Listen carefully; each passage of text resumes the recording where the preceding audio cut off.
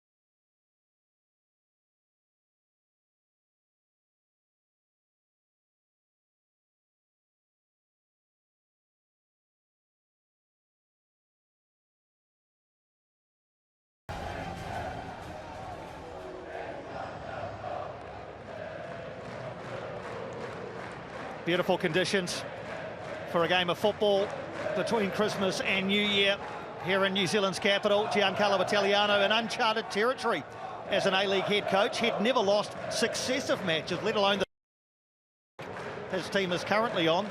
He said this week, though, it was a chance for his players to learn what is required to arrest this sort of slump. Jets boss Rob Stanton got the full set against Wellington Phoenix last season. A win, a draw and a loss. The victory came here in New Zealand in round 7, with Newcastle the only side to beat Wellington at home in the entire regular season. Lachlan Bayliss played all 3 games for New Zealand at the Paris Olympics earlier this year, providing the assist for Ben Wane's winning goal against Guinea. He was a scorer himself against Perth a fortnight ago, his first in the A-League. Phoenix skipper Alex Rufer plays A-League game number 156 for the club this afternoon, now just 3 short of Louis Fenton, who's all-time 5th for Wellington with 159. That leaves just club legends Sigmund, Muscat, Leah and Durante ahead. Jonathan Barrero is our referee in his 94th A-League men's match. He was in charge last season when Newcastle won 3-0 here in Wellington, assisted by Joey Lee and Emma Kobeck. Ben Abraham is the 4th official, and Casey Rybel standing by in the VAR booth if required.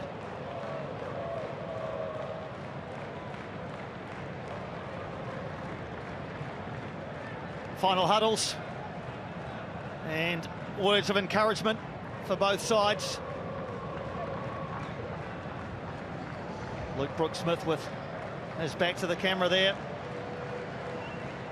Ryan Scott has imparted his captaincy wisdom. Heads down to the northern end of Sky Stadium. Costa Barbarouses on 98. Looking to bring up that milestone, he would hope today.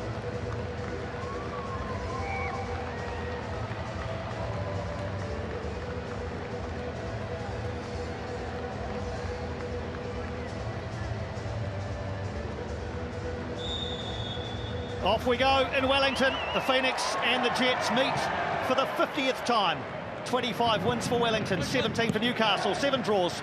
The home side all in yellow, attacking the goal to left of screen and immediately causing problems. Well, that might have been overstating things slightly, but certainly creating an attacking move, looking to snap a 3-game losing streak and win for the first time at home this season. A draw and 2 defeats here so far. The Jets in dark blue, heading from left to right as we look. They arrive fresh off the bye and in buoyant mood. After a 4-0 win at Perth last time out, that was their biggest away win in the A-League since a 6-1 thumping of Brisbane in April of 2019. So one side, I guess, pretty confident, the visitors, and the other, the home side, looking to get their confidence back.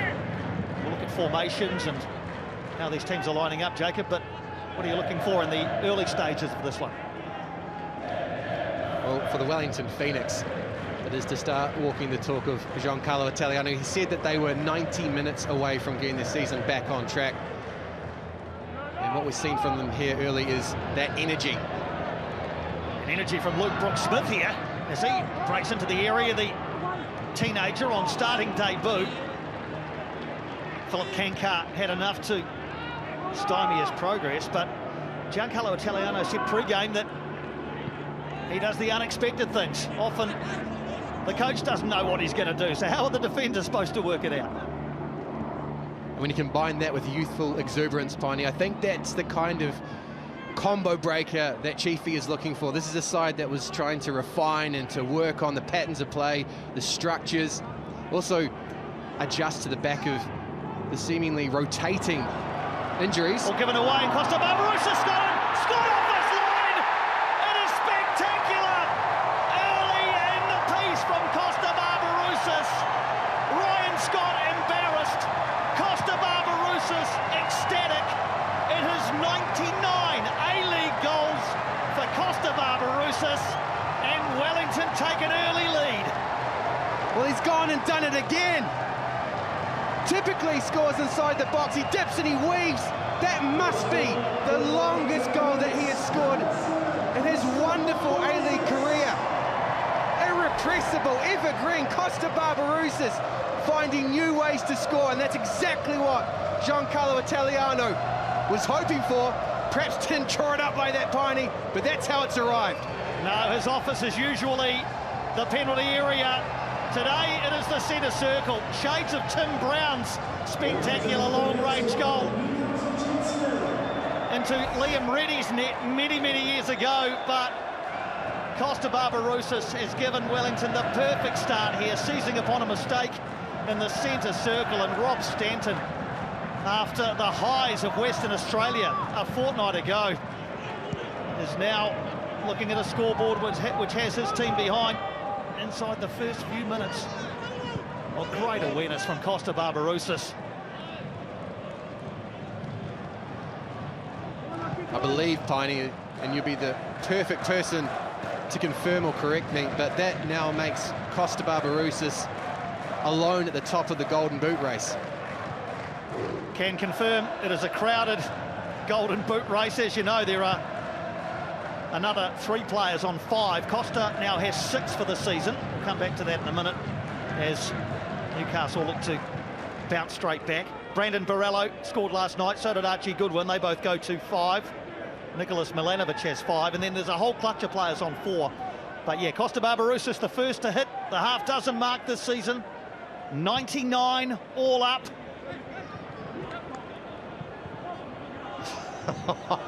Piney. I don't know if we mentioned the 99 in the commentary box. Here come the Jets looking to bounce back through Taylor in the area, and Gibson looking to create something there. Didn't quite come together for Ben Gibson.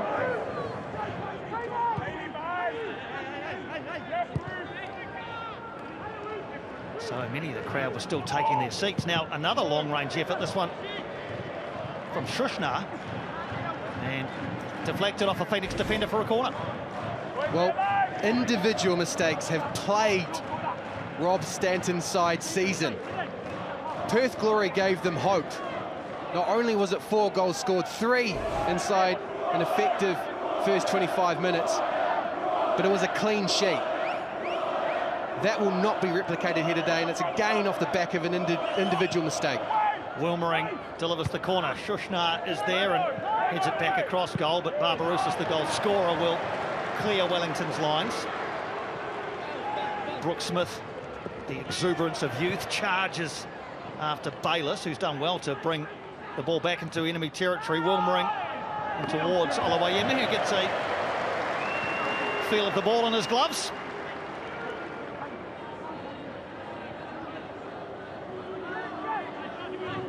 Just looking at the systems, as we said in the pre-game, there has been rotation of not only personnel but structures from Giancarlo Italiano.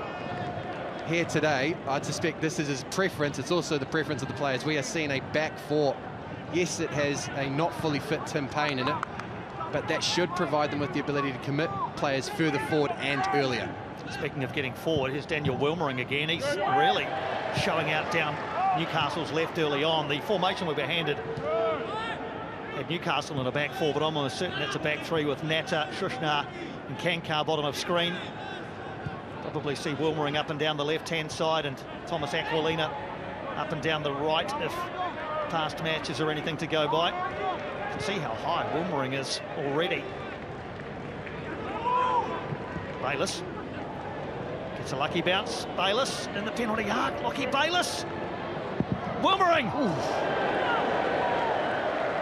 Goodness me. Well, you're right, Piney. In possession, it definitely switches from a back 4 to a back 3. Daniel Wilmering has a lot of license to get down the left-hand side. Here we see him standing all by himself down the Phoenix's right. He's allowed enough space to try and bludgeon that ball to the top of Oluwayemi's goal. Matt Sheridan's into the centre-back role today too, so he's been rotated around in terms of role.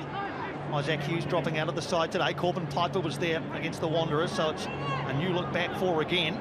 Scott Wharton's been the constant in there. We've heard Chiefy talk about the need for more defensive solidity.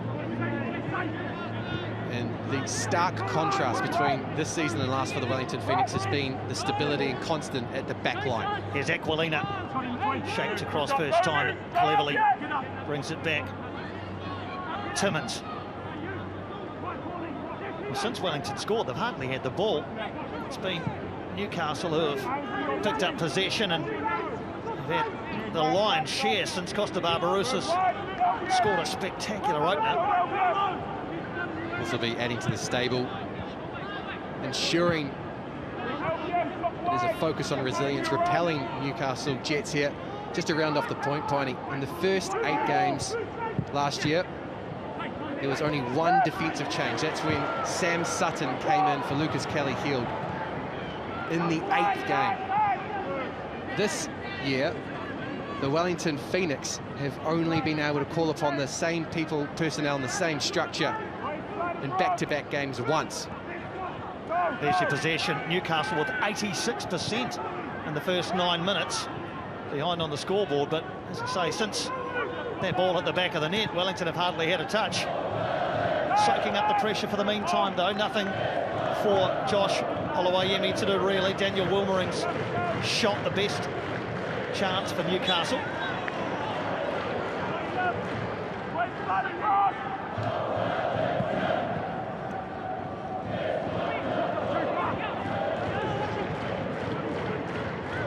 Jets under Rob Stanton, slick, precise passing game, and it's certainly given them plenty of the ball.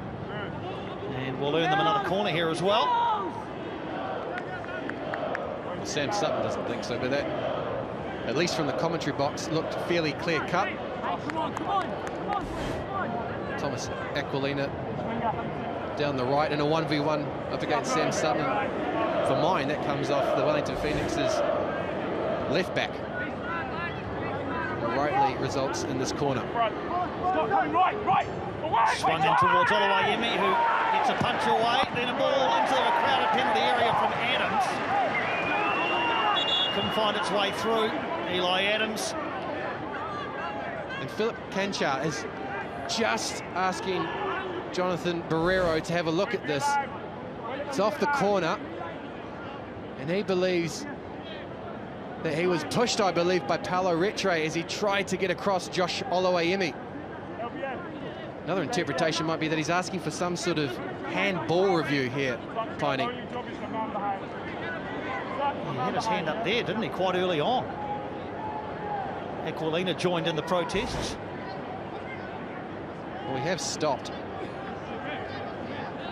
And it's Casey Rybelt who was in the VAR booth. Quickly looked at. And quickly turned away by Casey Rybelt, so nothing doing.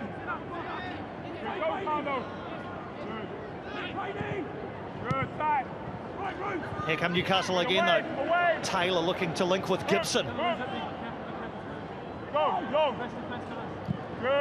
all Wellington can do is just lump the ball upfield and hope for some change, which Costa Barbarouses has provided for them. In a battle with Wilmering and Natta. Comes out on top, so a rare period of Wellington possession, although the Jets will press, and Gibson looking to seize upon that one. Wellington get out of it okay. We'll play forward for Brooke Smith. He's onside at the moment. Barbarouses in the area. Luke Brooke Smith. Here is the teenager with the shot. Flag has stayed down, so he's definitely onside. Game's got a good open field to it as now the Jets break through. Aquilina, Gibson wants it. And Nagasawa with some industrious defending.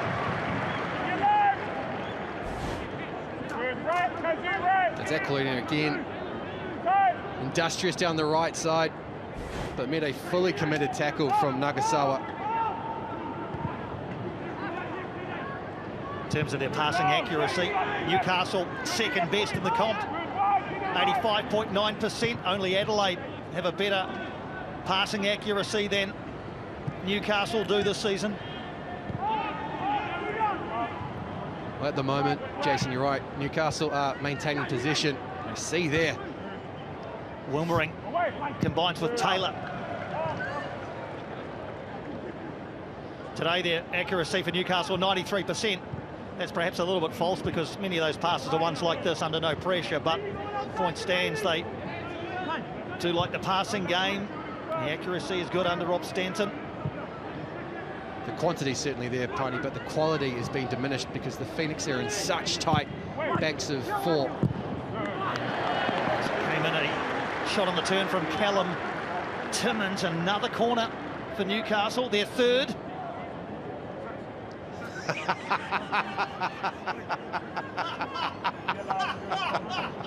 That, ladies and gentlemen, is Newcastle fan Matt Vandenberg, and he has come all the way from Newcastle with a special scarf for Jason Pine. I love that man. One of the A-League's super fans, Matt Vandenberg. Great to see you here, mate. Latest corner is cleared away. I don't think it's reversible either, Bonnie. I don't expect there to be any Jacob Sperling on the back of that one from Matt. Here's Taylor. Gets away and finds a bit of space. Clayton Taylor. That'll be another corner. Well, sustained pressure by Newcastle in the first quarter hour here. Wellington pegged back and pegged back. Apart from the goal, they've hardly been in the game. Well, they're wanting to keep Newcastle in front of them. They are conceding the space out wide, and there is width there for not only Aquilina, but now Taylor to exploit. But what you do see is the congestion inside the 18-yard box, the discipline and structure. There is not a yard for Newcastle to exploit within those two banks of four.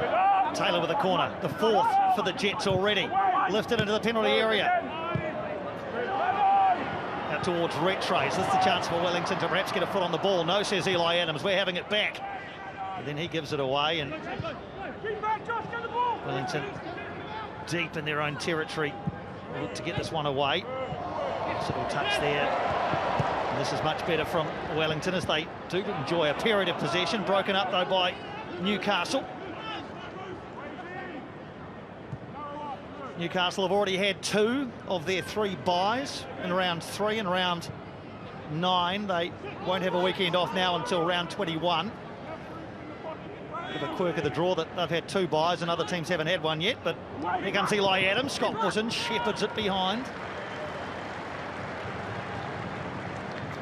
Well, in many ways, this approach after Costa Barbarouses' goal is an admission that the Wellington Phoenix are not in a position to be confident. They're not in a position to take the game to Newcastle. They are very wary of the threat that is posed by Bayliss, Adams, Gibson and Taylor. Mindful of what happened a couple of weeks ago, albeit up against Perth, but Newcastle could only beat the team in front of them, and on that day they really did dismantle the Glory. 5th time this season the Phoenix have gone 1-0 up. They've won 3 and drawn 1 of the previous 4. Put under severe pressure here though. Early in this one as Alex Rufer tries to find a way out. Payne back to Sheridan. Just about managed to Rattray. The pressure comes on from Newcastle. The Jets have conceded first 6 times this season. Now they've won 1 and lost 4 of the previous 5. You're right, Piney. Before they scored against Perth, they went 214 minutes in the back of the net. Thomas Aquilina, the last person to score before that spell, and then the first person to break it. He's been key for them, hasn't he? A couple of goals and 2 assists for Ben Gibson against Perth. Ben Gibson getting his first A-League men's goals. Hasn't really had too many opportunities at the point just yet. Shiga finds Rufer. Wellington looking to just build a bit of confidence through some possession, which has been a rare commodity for them, although Tim Payne now getting forward and towards the 6-yard area, away by Shushnar. Shot on the turn by Shiga. Well, although he might be only able to go in 3rd gear, his delivery remains delightful. That was a moment that really did need to be defended by Shushnar. Brooke Smith gets the ball back and gives it to Rufer. Was he fouled in there by a retreating Gibson? Ben Gibson thought he got the ball. Referee Barrero of the opposite view.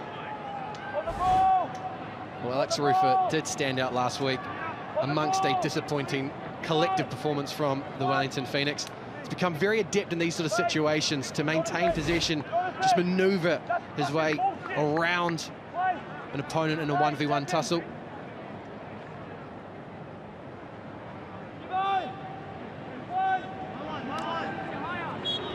So Shiga, who's been in charge of set pieces for most of the season so far for Wellington.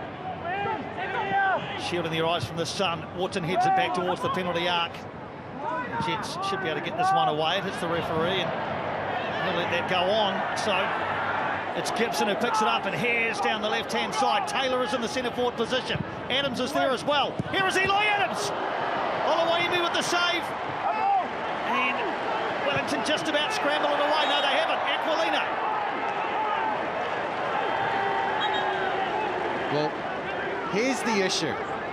And in back-to-back Sky Sport productions, we've had controversies about the referee being involved in the play. For Auckland, last time out, it was Casey Rybout who took out Jake Brimmer to a certain extent, or at least crossed his path. This time, the ball hit Jonathan Barrero, and it resulted in a counter-attack. The Wellington Phoenix basically stopped because they believed there was going to be a drop ball. Play continued, and then became a mad scramble. Josh Oluwaimi seeing away the immediate danger, and then Sam Sutton eventually winning the free kick. not too sure why play wasn't stopped immediately after it hit Jonathan Barrero. It went on for 30 seconds at least. Just to explain the technical rule for everyone at home, my understanding is if the ball hits the referee, play has to immediately stop, and it's a drop ball for the team that was in possession at that point in time. What appeared to happen there was Jonathan Barrero played on in some sort of advantage. Here's Adams, again looking to cause problems. Eli Adams. Second opportunity in quick succession for Eli Adams. He has been excellent for the Newcastle Jets this season, having arrived after a couple of years at Brisbane and 2 at Melbourne Victory. Well, the Newcastle Jets are definitely seizing upon the lack of composure at the moment for the Wellington Phoenix. This time Eli Adams very much within his range, looking to cut that one across Josh Oluwayemi. He's already a player that is very much on the radar of defences. Look to get in behind, as is typical for a left winger, but if you give him space, he has a rocket of a left foot. Eli Adams, he was peppering the goal in the warm-up. The full range was on display. Laces went through the ball, reverse whip across goal.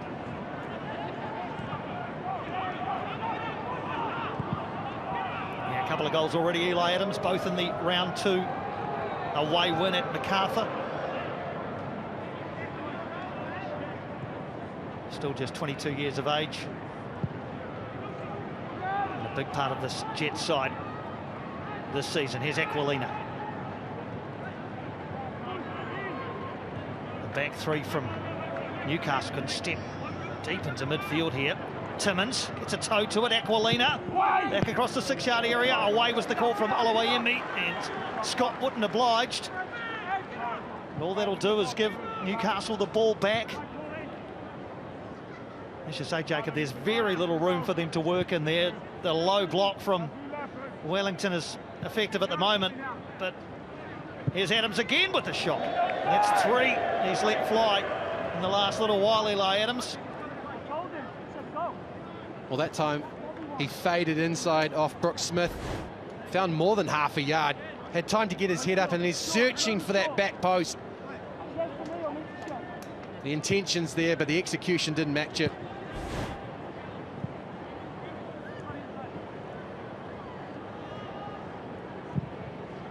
Outside of the concession of a,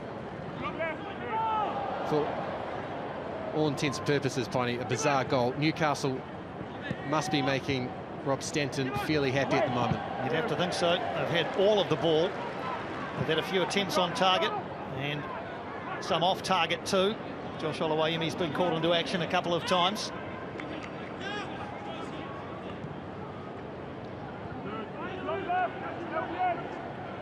And there we go, most of the game being played in the middle of the park, but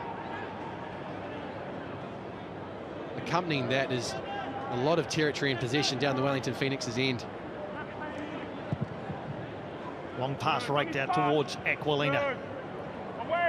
Difficult bounce for him to control, and Sam Sutton shepherds it successfully out for Sawa. Is deep in Wellington territory.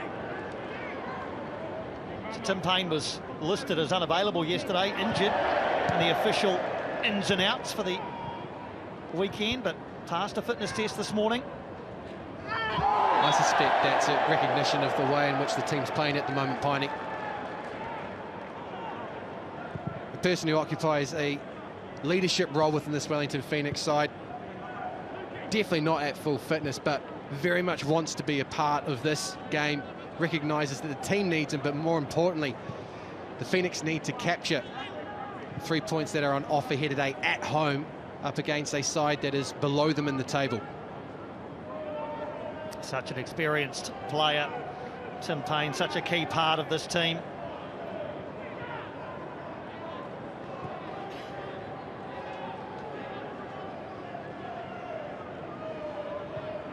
So first of a triple header in the Isuzu UTE A-League men's today. As Luke Brooks-Smith hears after this one and finds himself in a tight corner. Can't get away from Kankar.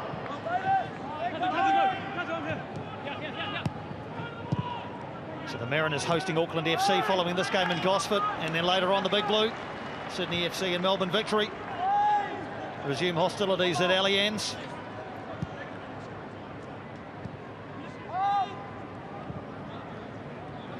Well, seems to be game management by the Wellington Phoenix. Both of the phases of play at the moment, in possession and out of it. They're just manoeuvring this ball from side to side, looking for a gap to appear. Ishiga tries to free up Barbarouses. Incisive little pass from Hideki Ishiga.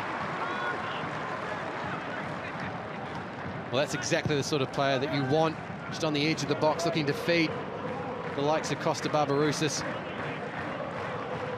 It's been a staple of his play so far this season, Piney. If the Phoenix do get the ball on the edge of that attacking third for them, just sits on the inside shoulder of his centre-back and then darts into the space between the centre-back and full-back.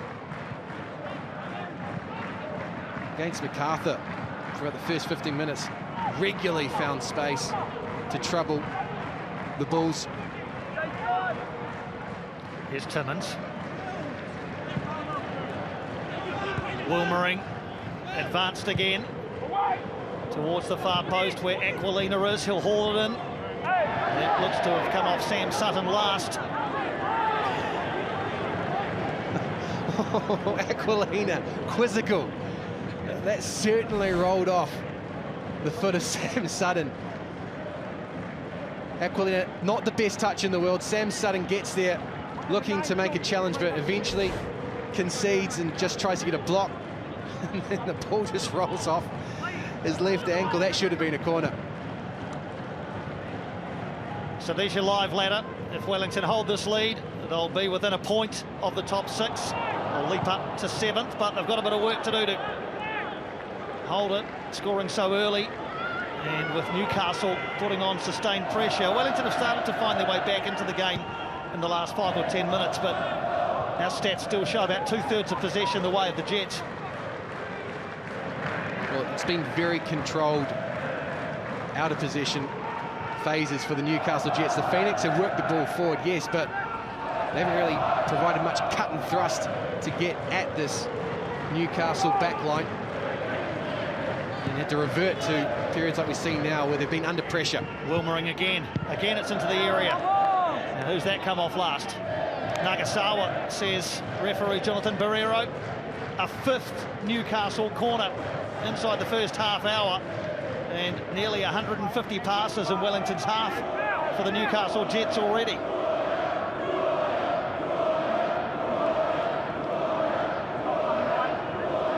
Wilmering to take.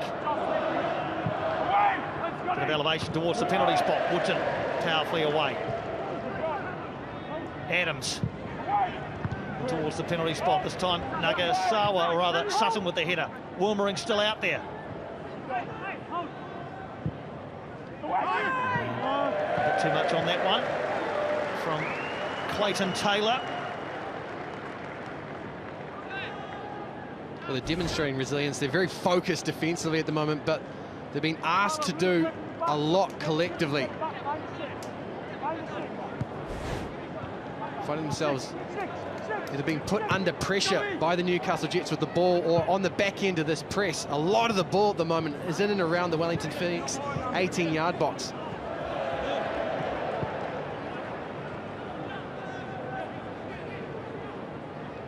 It's inviting a growing pressure, and with that will come threat.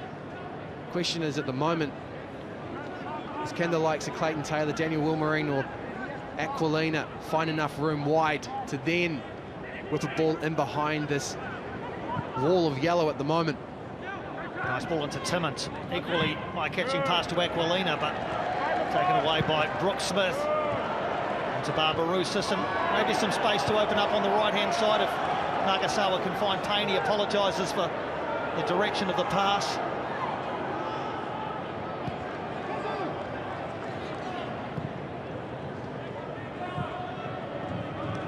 Well, everywhere Alex Rufer goes at the moment, Lachlan Bayliss is right by him.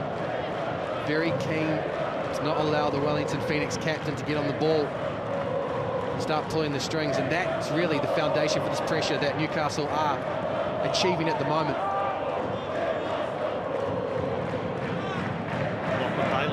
Wellington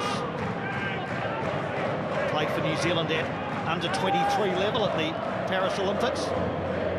Pretty sure that doesn't tie him to New Zealand necessarily at senior level, Jacob, but I'm sure Darren Bazley would be interested to know whether Lachlan Bayliss might want to commit to his senior side. Was a player not only of pace and quality, we saw that against Perth Glory, scored a screamer of a goal, but he's got a lot of utility, can be deployed really in either wide 10 position if you're looking to support a number 9. We've seen him here deployed as a centre midfielder today, really filling the shoes for Costa Grozos, the Newcastle Jets captain. But he can also play up alongside a striker, forming more of a dual threat. So a player that Rob Stanton really has had to rely on to move around and fix problems for the Newcastle Jets so far this season. Eli Adams doing shuttles between the centre-backs. Rettray looking to set Tim Payne away. How's the pace? Not quite enough in the tank for Tim Payne. Not too much on it from Polo Rettray. Well, the knock that he does have is, I believe, in relation to his heel. He was on the back end of a challenge in training this week. Came down hard on it. Suspected he'd be out for a week or two, but not really seen visible effects of that injury at the moment. It was his first chance to stretch the legs. It was a case of the pass being overhit rather than Tim Payne having the caravan of an injury to pull. Latest Newcastle attack breaks down somewhat. Luke Brooks-Smith vigorous and wins possession for Wellington. Nagasawa. Wootton, the senior statesman in this side. What has been noticeable about the Wellington Phoenix games this season and the way in which opponents have set up to nullify them is that not much pressure has been asserted on the centre-backs. Opponents aren't being baited into committing numbers forward. They really are focusing on the two holding midfielders today. That's trying to deny them the ability to control the game and start to pull players out of possession and then cut through to find the dangerous Ashiga or Barbarouses. You can see Wellington trying to play between the lines now, but happy enough to go back if it doesn't work out the first time.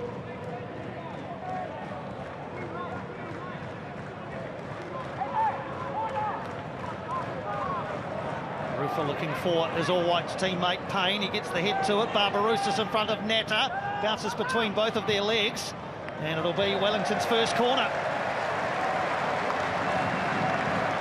Well, it didn't really have conviction of a Chiefy-styled attack, but Tim Payne made the most of it, and then Costa Barbarouses didn't give up. It's given the Wellington Phoenix a corner. And the reason for the yellow fever to cheer. Equally, it's meant that that man's team doesn't have the ball, and it's given the defensive unit for the Wellington Phoenix some respite. So first opportunity for Hideki Ashiga to swing in a corner for Wellington this afternoon. Half a dozen yellow shirts to aim at. Plenty of elevation on that one. Wootton doesn't get... It's Nagasawa who flings a right leg at it and then looks to the skies as the radar was off. As that one was coming down, I thought Scott Wootton might be in the equation. And that has been in the wars so far in this match. Been at the scene of the crime for a couple of these incidents. Obviously gave the ball away for the goal. Tim Payne then got up above him in the run-up to winning the corner. And then finally, to round everything out, was in a wrestling match with Scott Wootton at the back post.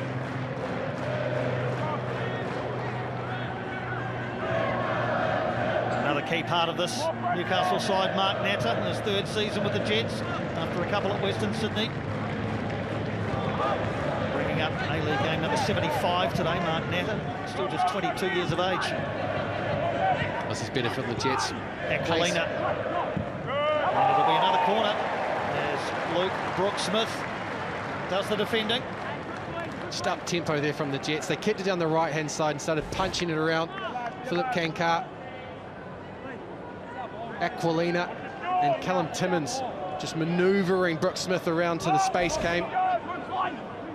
Corner quickly taken. Adams. Here's Bayliss. Lachlan Bayliss! Palmed away by Josh Oluwayemi. Lachlan Bayliss letting fly from distance. Well, Oluwayemi would have seen that one on the tape. That's not dissimilar to the goal that he scored against Perth. This time, cuts inside, allowed to by Brooks Smith, and then on the left foot, test the palms of Josh Oluwayemi. Corner taken. Shushnar was closest to it for the Jets.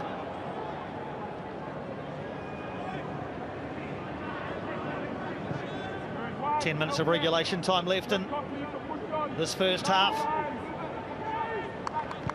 Costa Barbarouses with the goal that separates the two sides. His 20th goal in December, the calendar month of December, so he's now level with Bruno Fornaroli in this calendar month. 6 for the season, 99 all-time.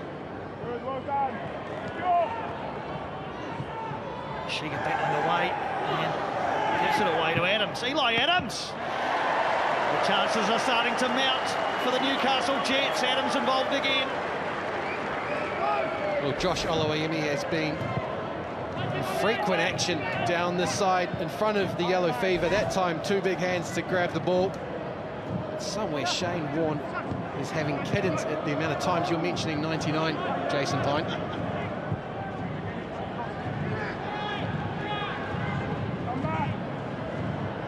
Here's Nagasawa.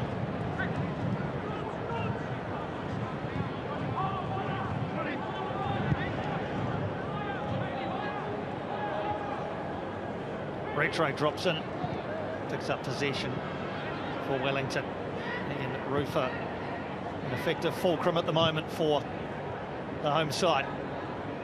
Well, the focus has very much been on game management, and that to me suggests that there's an admission in this side that they are transitioning between the team that was last year and the team that Chiefy wants them to be this season.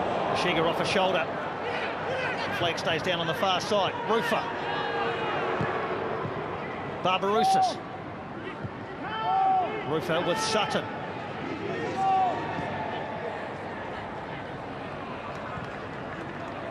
When the Phoenix are on the ball, there's a real wariness about what could happen if play breaks down. You just keep seeing players glancing over their shoulder, protecting the ball, ensuring that a Newcastle Jet boot isn't close by. Absent is a intent to attack with full conviction at full pace. Misdirected pass gives the ball to the visitors. Newcastle won the last time they played in Wellington, round 7 of last season. They've never won back-to-back away games against Wellington.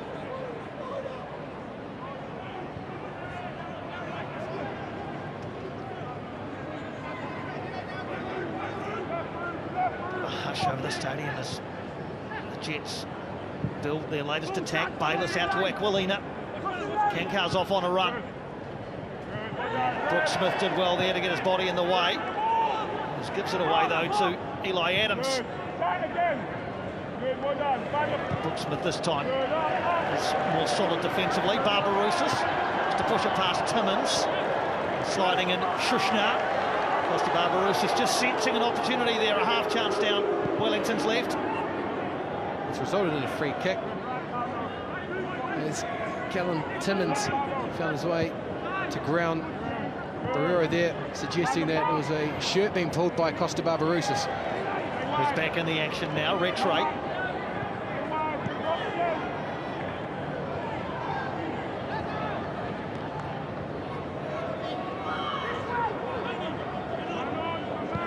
There's just an air to this Piney at the moment. It's on the field and it's in the stands. Everyone's waiting for someone to grab this game by the scruff of the neck from a yellow shirted perspective. Newcastle shots at goal already in double figures, 4 of those on target. Josh Oluwayemi's been busy. Just the one shot on target for Wellington, and that was the speculator from Costa Barbarouses that found the back of the net from the centre circle. Other than that, Ryan Scott not having to make a save of note. Here's Payne.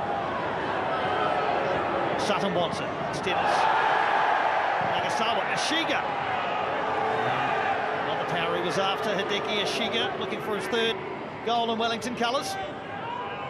There's a curious moment there. Is play all but stopped before the shot. It was Ishiga that was down on the deck. Yellow Fever certainly were asking for a free kick. Newcastle will get one now as Roosters clips the ankles of Bayliss. Well, there's the aftermath. It's just about the contact that happened beforehand.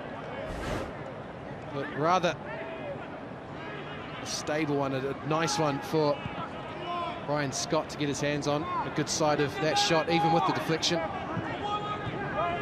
There's Timmins. Looking for a way through. Aquilina is the outlet again. Kenka. Shushnar doesn't mind a hit from outside the area. Alexander Shushnar. Aquilina bends it into the 6-yard area. Off the head of Gibson last. And goal kick results. Ben Gibson hasn't had too many opportunities. No, we haven't seen much of the number 22 for Newcastle Jets. The only space really is in these sorts of positions, just outside the 18-yard box. And looks like Scott Wooden got his head to that one first, and it comes off Ben Gibson.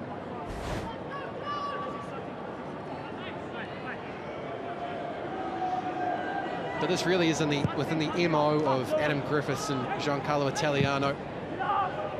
They're happy to concede chances, even a number of chances, as long as the quality is low, as long as they give the goalkeeper a sight of a shot that might come his way. And there's Adam Griffiths, the assistant coach for the Wellington Phoenix. He really is the defensive mind. And I've got to say, I think that's wonderful in terms of carrying and self-awareness by Giancarlo Italiano. He's more about experimenting. What can the team do with the ball at their feet? Adam Griffiths is the defensive disciplinarian.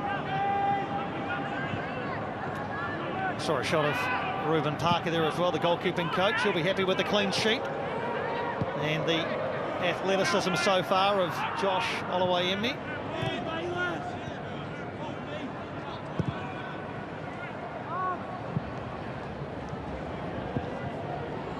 Gibson charges after that one with great vigour, and has won his team a throat. No, he hasn't. It's off Gibson last. It's well worth mentioning as well, the number 27 for the Wellington Phoenix today, Matt Sheridan, finds himself playing at centre-back, has played right-back, right wing-back, even right winger at times this season. But the reason he is starting today is to give Isaac Hughes a spell. He just has had a nightmare of a month of December. Own goal, gave away a penalty inside the first minute, and then was really the road to goal as Western Sydney set about scoring the first of their 4 last weekend. Yeah, Giancarlo Italiano was quick to point out afterwards that it's all a learning experience for Isaac Hughes, still very young, only 20. Hard worker, always listens, always does what is required. But yeah, stepping out of the spotlight today, I think's a prudent move for Giancarlo Italiano to make.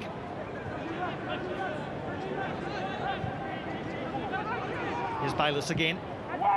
And towards Gibson. I think it's Taylor there, is it? Yes, Clayton Taylor making that run into the centre-forward position. Just couldn't quite get the right purchase on the header.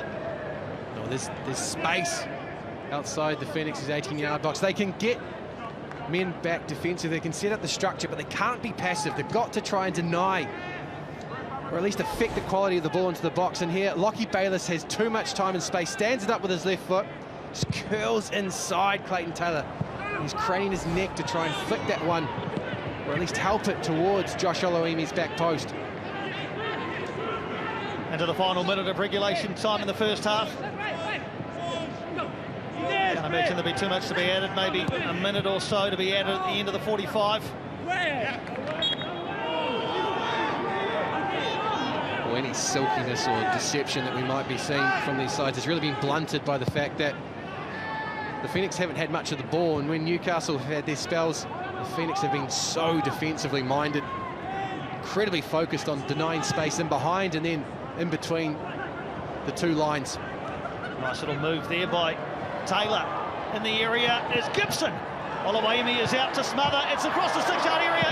Adams can't finish. Wootton in the way. Oluwaimi was out of his goal. Scott Wootton in the right place. Eli Adams couldn't poke it home. Well, he's been maligned in his debut season for the Wellington Phoenix, but Josh Oluwaimi has done well here in this first 45 minutes, and that was probably his most important intervention. Shiga looking to release Barbarouses, couldn't quite do it. There's confirmation of 1 extra minute minimum at the end of this first half, which has been basically stoppage-free, really. There was a quick VAR check, but other than that, it's been unimpeded and very free-flowing. Is there one more opportunity for the Jets before they head to the tunnel for the break? Woomering will look to provide it. Taylor. Bayliss. Taylor can't get the return pass. Wellington can't clear their lines. Bayliss again. Lockie Bayliss, what a save by Oluwaimi. Right before half-time, Lockie Bayliss. That might just about be as close as Newcastle have come. Well, at times this has been an individual battle between Lockie Bayliss and Josh Oluwaimi. Not for the first time. The Newcastle Jets player on his left foot tests Josh Oluwaimi, who stands up tall. Corner results, and there will be time to take it. Cleared away, Jonathan Barrero. A quick check of the watch. It's okay for play to continue for the meantime, but not for much longer. Half-time here in Wellington. Very intriguing first half. Costa Barbarouses with a moment of magic 3 minutes in. And since then, it's been pretty much all Newcastle. Half-time at Sky Stadium. The Phoenix lead it by a 1-0.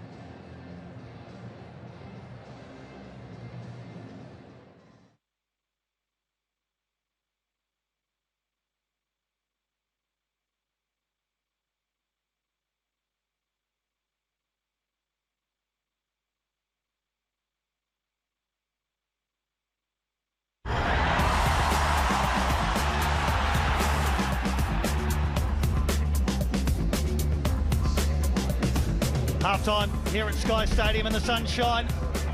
Wellington Phoenix and Newcastle Jets in a bit of an arm wrestle, and it is the Newcastle Jets who have had the majority of the possession, most of the chances, but it's Wellington Phoenix who lead, courtesy of Costa Barbarouses and his eye for the spectacular after 3 minutes.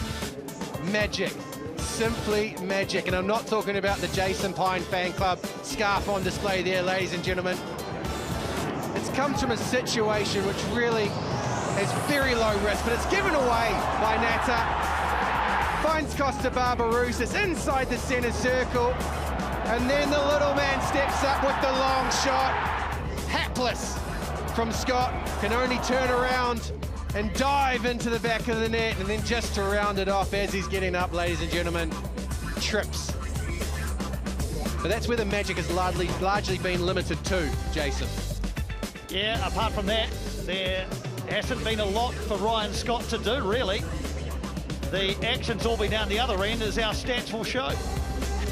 You can see there, the Newcastle Jets have travelled to the capital, held 58% of possession, 13 shots on goal, 5 on target, and that has outnumbered the Wellington Phoenix. But Piney, the other story of this is the way in which the Phoenix have largely controlled and diminished the quality of those chances and those shots.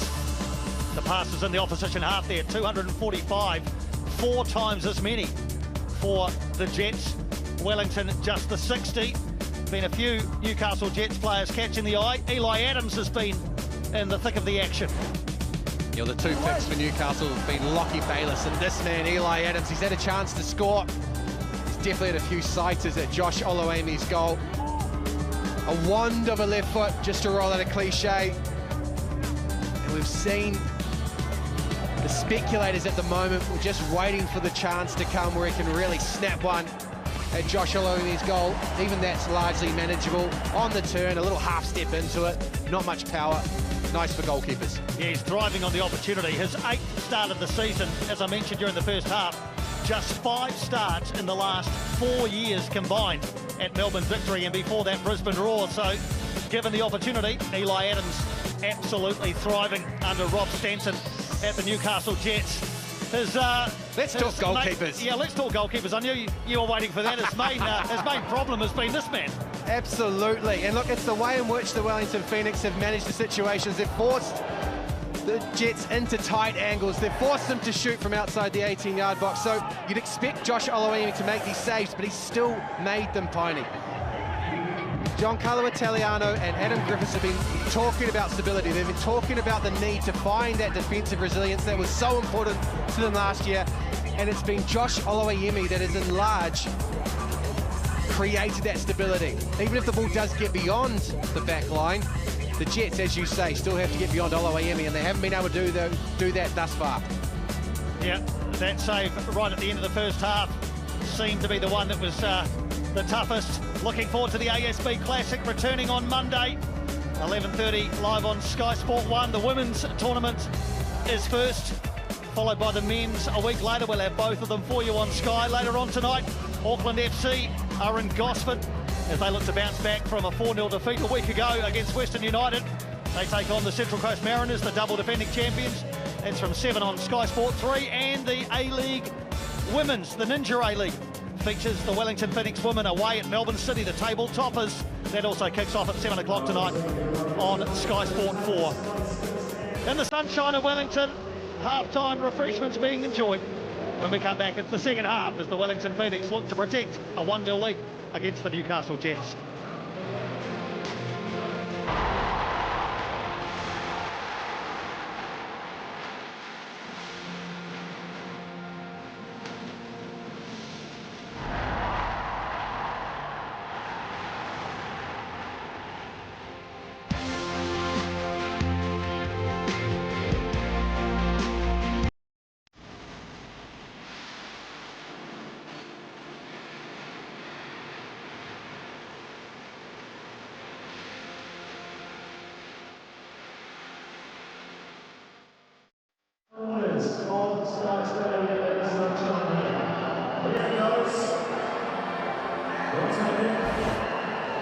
To make as much noise as possible.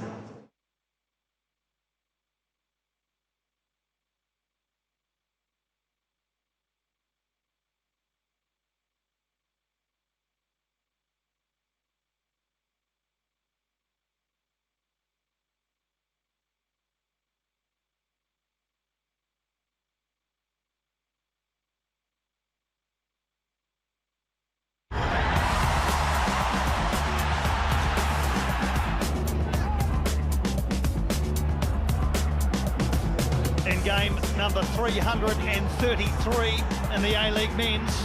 Costa Barbarouses finds the back of the net for the 99th time. Ryan Scott, meantime, got caught up in the back of that net as he tried to get up the summer of football underway across the Isuzu UTE and Ninja A-Leagues. 78 games over 28 days. Get along. Support your team. Search A-Leagues tickets online to get yours today.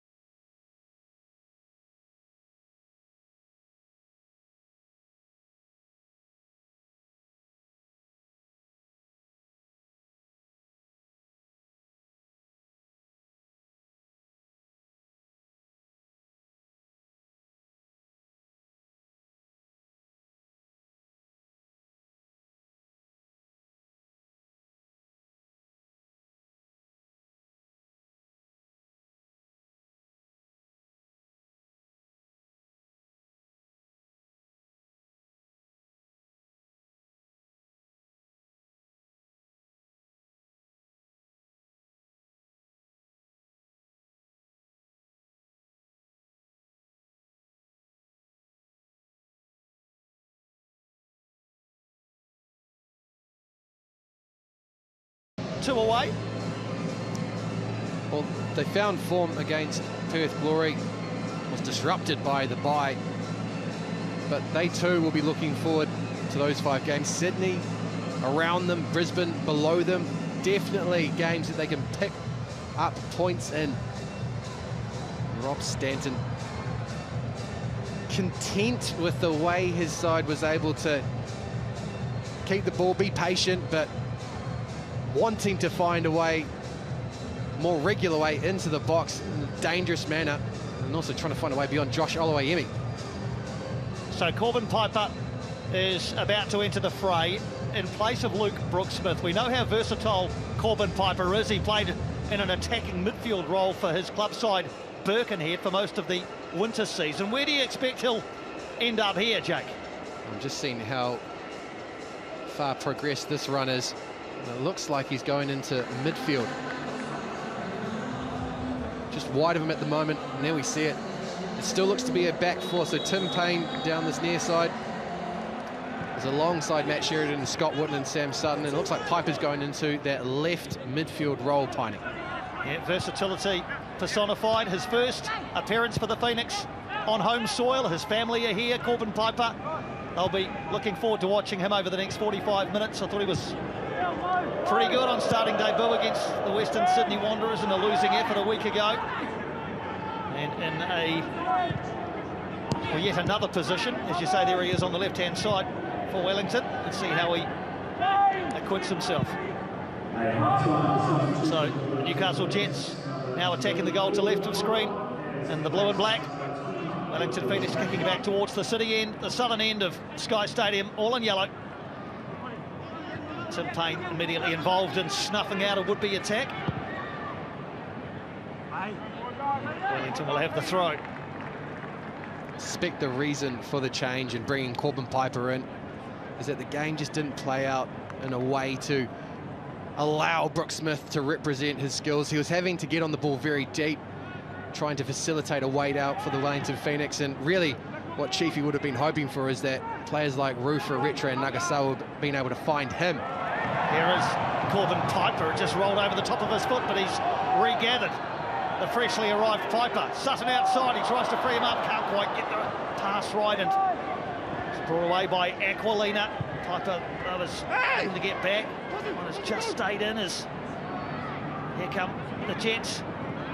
Adams and Gibson combining. Ben Gibson forced wide.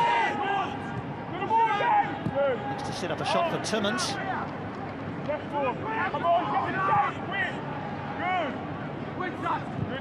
Aquilina gets it away. Just a bit of information about Ben Gibson as well, courtesy of Tom Logan, the Jets media manager, who tells us Ben Gibson is also eligible for New Zealand. His mum is from New Zealand, so Lachlan Bayliss and Ben Gibson, a couple of Jets players, both eligible to wear the silver fern. He is on the radar of the all-white staff as well, Piney. They are studious in making sure that they are aware of every player that's got eligibility for New Zealand. Yeah, Darren Bazley often talks about his whiteboard, doesn't he? And the players on there, 60 or 70 at any one time. I'm sure Ben Gibson's up there, the 21-year-old.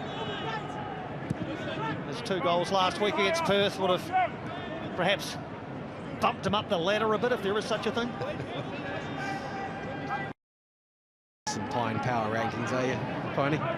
No, Darren Bazley's whiteboard rankings. Here is Lachlan Bayliss, who was well and truly on that whiteboard. Kanka. Aquilina. Aquilina still going. His shot is blocked.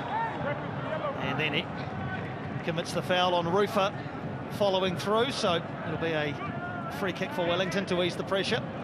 Thomas Aquilina apologises. He's just on the way through from his shot. Ball crashes off Aquilina's left foot, and then he crashes into Alex Rufa. Really unintentional contact there, Piney. Just to point out the coach killer of that chance that fell Corbin Piper's way. That's exactly the sort of chance that he'd be hoping to create for Brooksmith in the first half.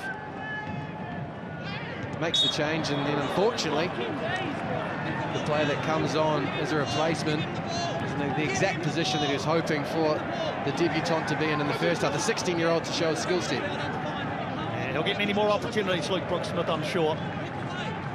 16 years and 199 days a week ago when he made his debut, the youngest ever Phoenix player. Much more to come from him. Just looking at the other side of that substitution, Corbin Piper, I expect the intention there is that he's more defensively disruptive. Got a big engine on him, not afraid of a battle as we saw last week against Western Sydney, and he'll be looking to try and win the ball higher up for the Wellington Phoenix. Holloway calmly finds Rattray in midfield. Ishiga now sets Tim Payne free. Now's the pace for Tim Payne. It's okay at the moment. Inside and outside Wilmering. Tim Payne looking for some room in the penalty arc. Piper's there to help out. There's that robust nature you talked about from Corbin Piper. Tim Payne is fouled. Free kick coming the way of Wellington. Well, this comes off the back of what I can only presume to be a change with how the Phoenix are looking to play out. It was a beautifully chipped ball, lovely weight from Josh Oluwayemi that really releases everything and gives Tim Payne the chance to run at Daniel Wilmering. Skips across a couple of challenges, and then at the first time of asking, I think that's a free kick for Corbin Piper, and then Tim Payne wins the ball immediately off Shushnia. And but Jonathan Pereiro, sorry, puts the whistle to his lips. Well, we know Hideki Ishiga has got a long-range direct free kick in his locker. We've already seen him score one this season against the Central Coast Mariners back in round 4. He's directing traffic in front of him. There's a mini wall for the Wellington Phoenix, and he's trying to set that up so it obstructs the sight of Scott in goal. But this is tailor-made for a shot up and over the wall. Let's see if he can achieve it. Hideki Ishiga approaches just a bit high and wide from Hideki Ishiga. You can see what he was trying to do, exactly what you pointed out, Jacob, at top left as we look. There wasn't much deception there, but Ishiga, buoyed by the goal against the Central Coast Mariners, as you said, Piney, struck that one confidently, but nowhere near enough to trouble Scott's goal.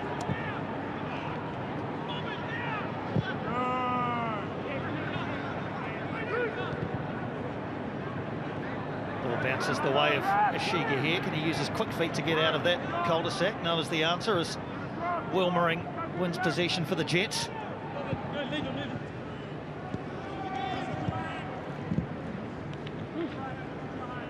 As far as Rob Stanton is concerned, if he wanted to provide some impact, Wellersol, the Brazilian, would perhaps be a man he'd look to.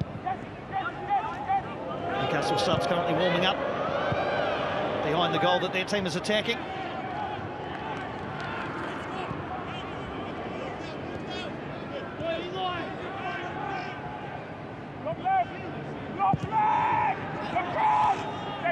Aquiline's got a bit of space.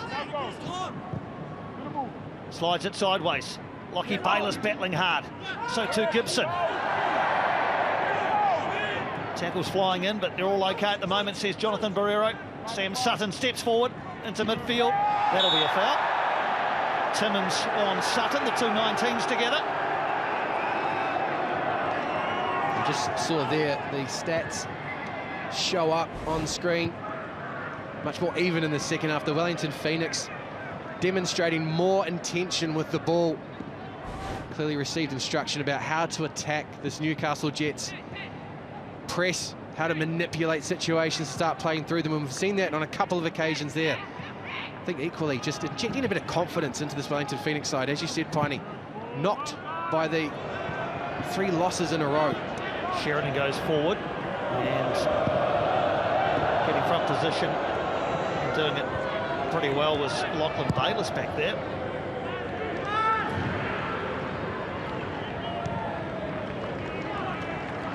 Just teed themselves up to win that on the front foot.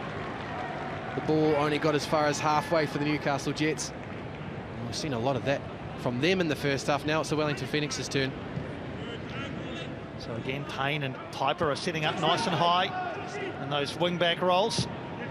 Rattray dropping in as Will Rufer into a deeper line position, allowing those wing-backs to spring forward. That'll be the plan, supposedly.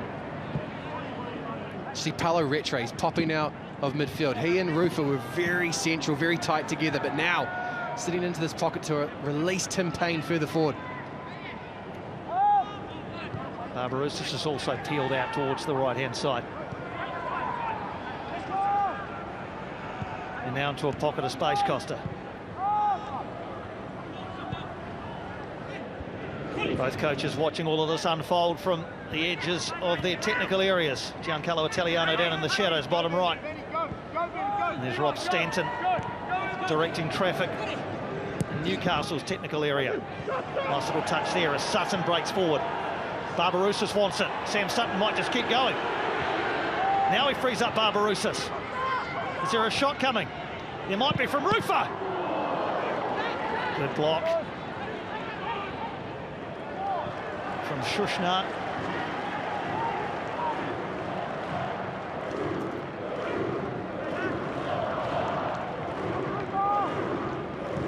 Well, there's the first moment of design. You could see the creation of the situation there. The Phoenix had rotated the ball from right to left and then cut through that initial defensive line for the Newcastle Jets. Rufer rakes it out towards Payne. Barbarouses off on a run. Natta's come with him all the way and gets a foot in Mark Natta. There's definitely nuance here in the second half. There's been an adjustment by the Wellington Phoenix, and Paulo Rattray is the centre of that. He's operating centre to right now instead of staying very central with Alex Rufer. The suggestion of an injury for Tim Payne really isn't apparent, Piney, because he's been asked to do a power of work to get in front of Rattray. Sutton's becoming more and more prominent in the second half from left fullback.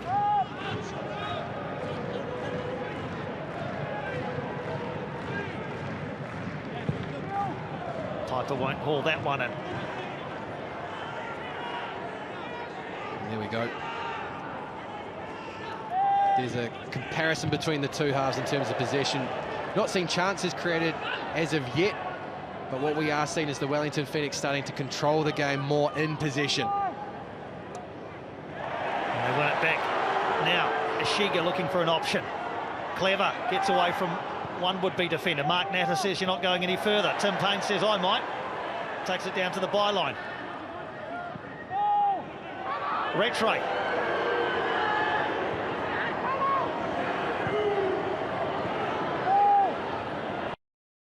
Probing for an opening. Barbarouses with a bit of space. And has he won a corner, or had that already drifted behind? No, corner coming. But there again, evidence of the intention just to rotate, to move the Newcastle Jets out of their discipline down the right-hand side. Good patience from Tim Payne. He was the one that didn't cross it initially, came back in to find Ishiga, and then with a nudge just to allow Costa Barbarouses in behind the Newcastle defensive line. Short corner routine for Wellington. Ishiga looks out and sees Sheridan, who helps it towards the far post for Piper. Rufer! And a ricochet. Hard to know whether that was goal bound and whether Ryan Scott had a good side of it. The upshot's a corner. Just loitering on the edge of the 18-yard box. Alex Rufer hit a shot only moments ago. This is second snapshot. It's a good hit, Piney. Required intervention. Another corner for the home side. Ishiga again in charge. More traditional delivery this time towards the far post. Britton can't get a head on it. Another shot comes in, and it is an absolute cracker from Paulo Rattray. He very rarely scores goals, but often when he does, they light up stadiums around the A-League, and it is so again. Paulo Rattray in game 199, just his 6th A-League goal, but what a cracker. And Wellington double their money. Well, he lays waste to Newcastle's endeavour. They're wanting to get back into this one. It comes off the back of a corner, and he damages the net. Paulo Rattray, what a hit!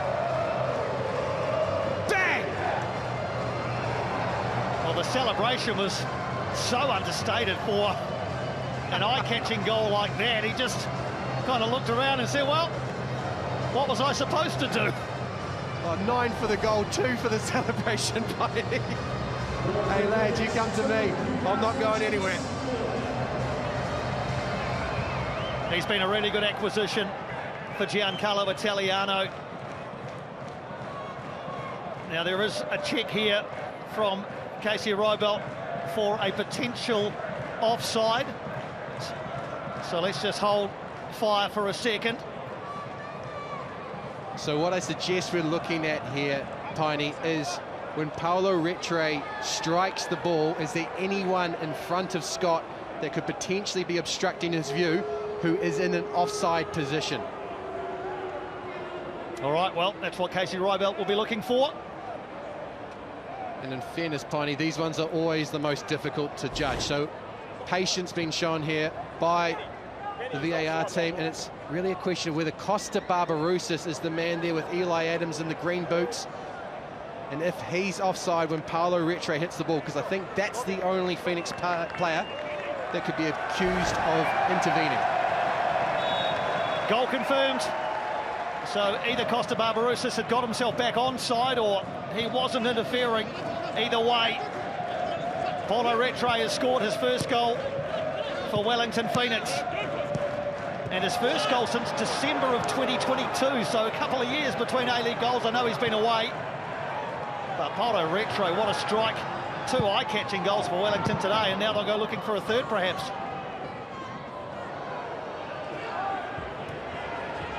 Eli Adams in the meantime, just to take the fight to Wellington. Gibson.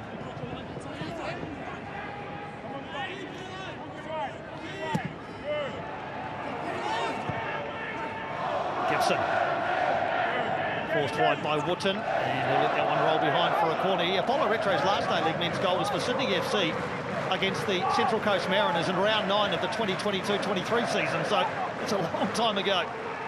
Sad time in India. Now has found a home in Wellington and in Wellington's midfield, and you talked about his influence, Jacob. I'm not sure that you expected it to be in that fashion. That's certainly not what we talked to, but he's breathed life into Sky Stadium. He's given reason for the Yellow Fever to get to their feet.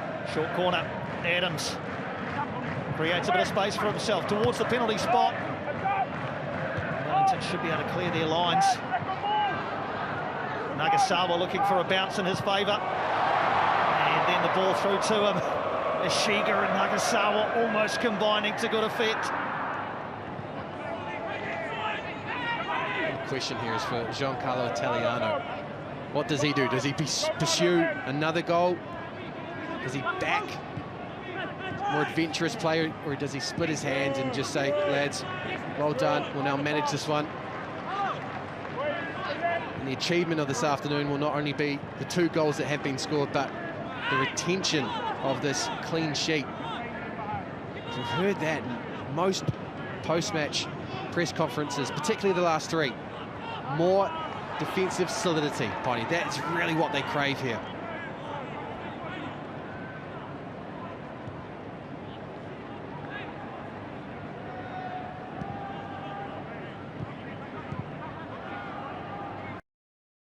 The Jets really have to chase the game now. They, in the first half, had plenty of possession and troubled Josh Oluwayemi without finding a goal, but they'll take heart from that, perhaps. Kankar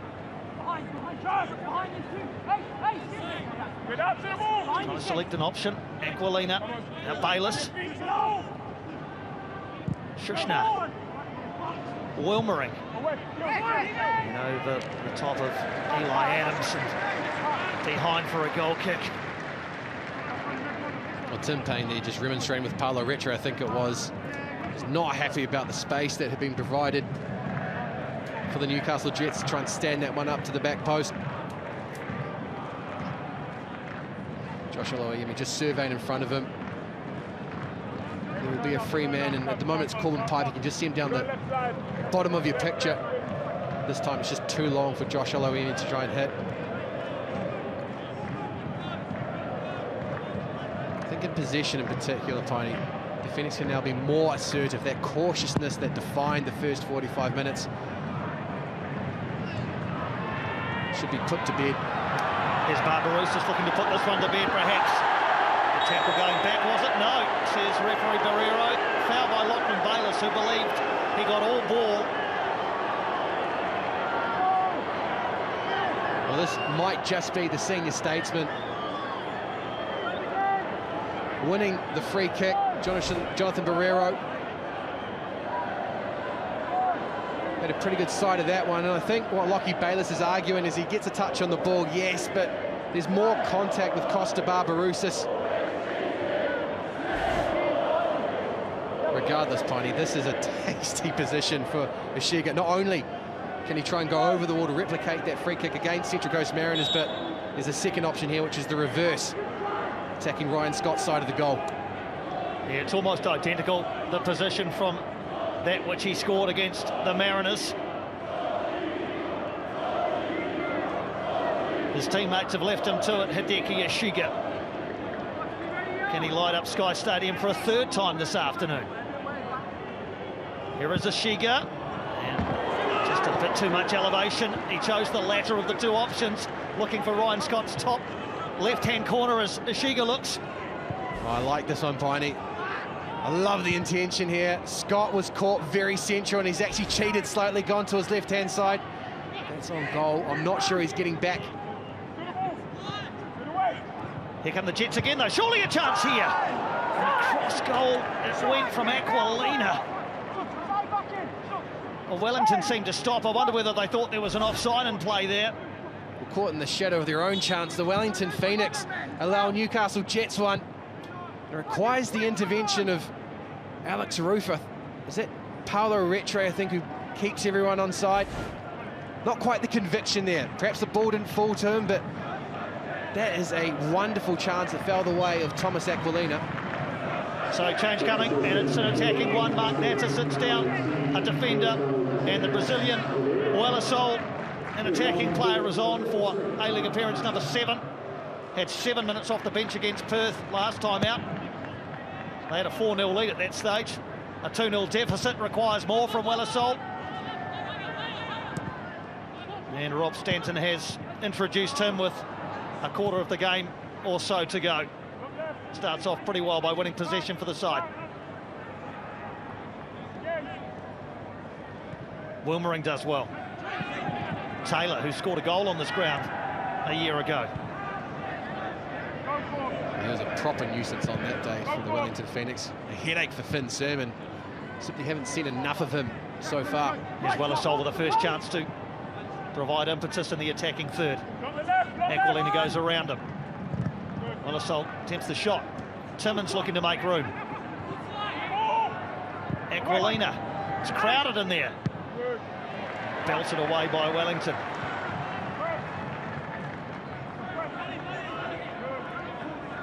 Tim Payne, touch tight on Taylor.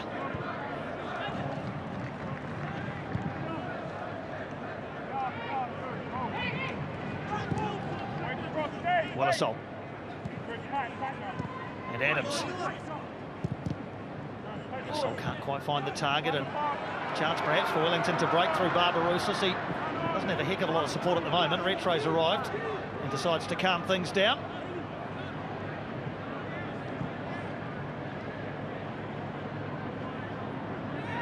So the game has basically stopped for a few seconds there as Paulo Retre sizes up his options. There's a real emphasis now. Every time the Wellington Phoenix are on the ball, they're not trying to manoeuvre their way through the Newcastle Jets. There's no attempt to try and navigate through the likes of Retre and Rufer. In that centre channel, they're very much wanting to go wide, utilise the width of Sky Stadium. It's been a lot more effective, Piney. As we said in the first half, there really was a focus by the Newcastle Jets on Retre and Rufer. Happy to let the centre-backs have the ball. Every time it went into a centre midfielder, the Newcastle Jets were snapping into challenges. Second half, Wellington Phoenix more than happy to play a much more expansive game through the likes of Corbin Piper and Tim Payne. Payne looking to seize upon this one. He gets it off the back of Wilmering, helps it forward. Ashiga's off on a run. Shushnar is there ahead of him, and Ryan Scott should clear this one okay. Bit of a wobbly old clearance, but it finds its way through to Bayliss.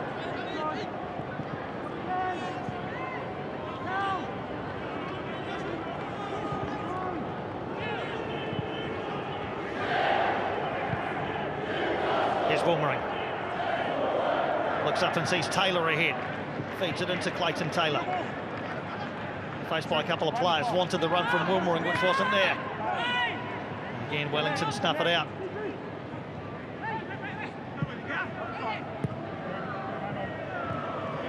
Given away, and it's Gibson on the edge. Ben Gibson being forced wide, but he holds on to it.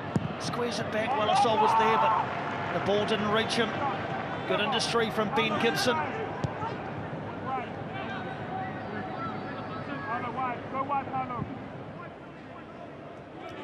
Taylor again.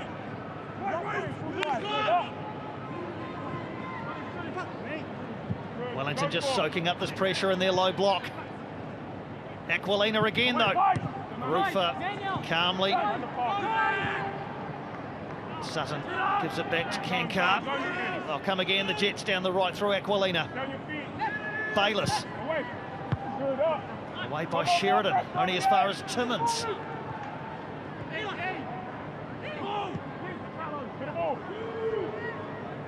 Shushnar thought about the shot.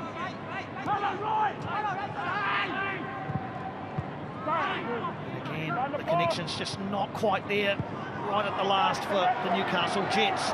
Barbarossa's off on a run, just about nicked that one away from Alexander Shushnar. Sliding in Nagasawa. Just a point for Rob Stanton to consider is whether the Wellington Phoenix have outlasted the Newcastle Jets. Little toe there from Nagasawa. If you look at the stats so far this season, Tiny, the Newcastle Jets have struggled to score late in games, and equally they have conceded. Principally in the minds of the Kiwi audience will be the 2 goals they conceded against Auckland FC. It was 0-0 heading into the 75th minute mark. Now Corbin Piper has stolen in here and got the ball. Can he get away from Kankar? He can't. He'll keep on trying. Philip Kankar made up for his error and won the ball back for his side. Corbin Piper with half an opportunity there to perhaps break forward into an attacking position. A good battle between what should really be 2 young defenders. Corbin Piper pinches the ball, bursts forward off a Honda hit pass from Kankar, and then good physical battle between the two. It's felt like that at times today, Tiny. A good, honest physical battle between 2 sides. Newcastle just perhaps lacking the cutting edge to truly open up the Wellington Phoenix. Phoenix obviously playing with the memory of those 3 losses. Aquilina again for the umpteenth time. He's been used so often down the right-hand side across the 6-yard area. And Gibson! Ben Gibson pulls one back for the Newcastle Jets.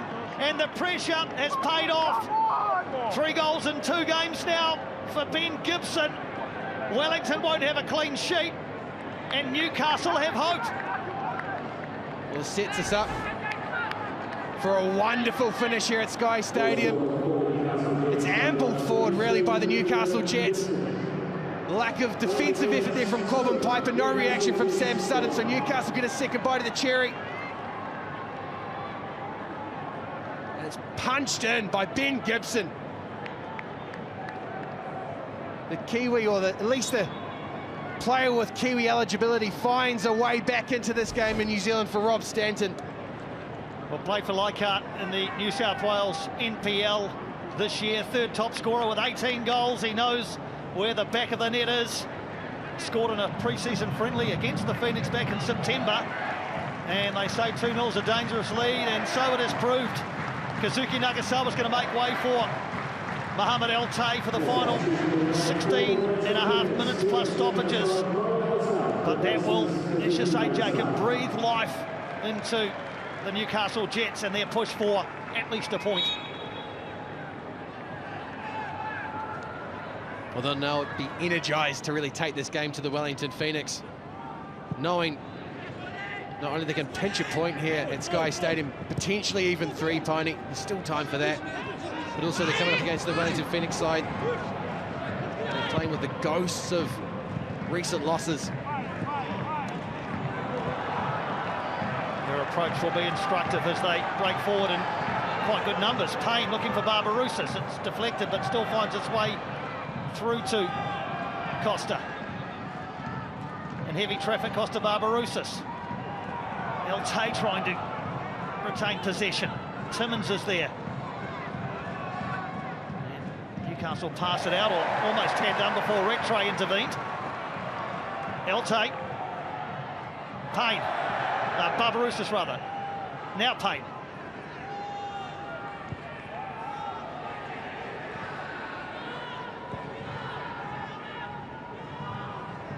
Equally, as Newcastle go in search of an equaliser here this evening, Phoenix will have chances to punch forward.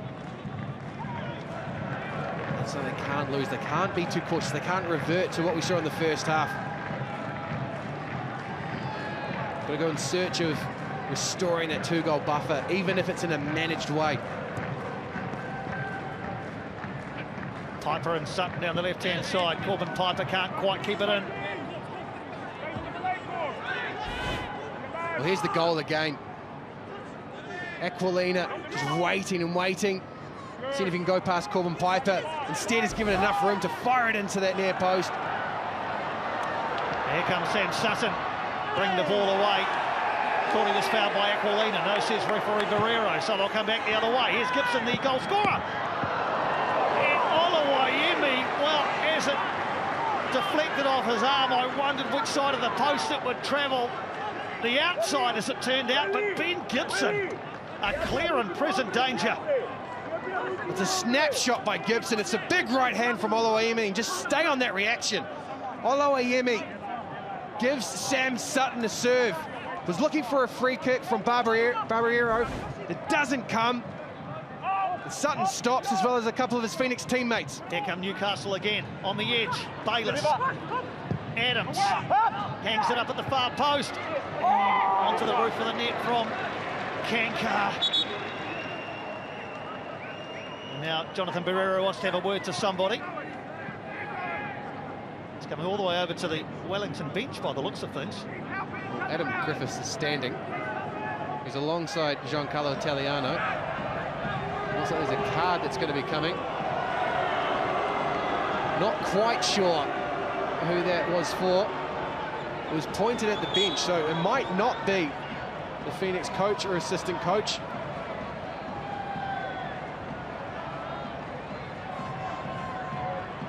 Yeah, he will, mate. Yeah.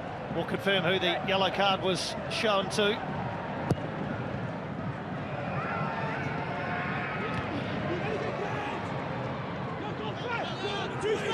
I wonder whether that yellow card might have been shown the way of goalkeeping coach Ruben Parker. Again, we will confirm. We saw Alan Stajic sent off last night, the Western Sydney Wanderers coach. He had to watch his team see out that win in Adelaide from the tunnel or the changing room, or certainly away from the dugout. So frustration amongst the Wellington staff as the Jets come again. There is plenty of time. Well, the Jets are certainly willing. Good degree of patience in here as well. Knowing they've got the Phoenix on the back foot at the moment, just moving this ball side to side, trying to find a half yard in amongst the tired legs of the Wellington Phoenix. Here's Lockie Bayliss into a bit of space. Wellersol, he can't control. Roof is in there. UTE goes to deck and wins the ball. Piper looks forward, tries to set Barbarouses away, it won't get past the Newcastle back line, and now they're coming again through Gibson. And it will roll behind for a goal kick. Frazzled nerves out on the grass and in the stands. Well, this is a moment now for Scott Wootton, Alex Rufer and Tim Payne to really grow, to demonstrate leadership here, because the Wellington Phoenix are shrinking, clearly rocked by the concession of that goal.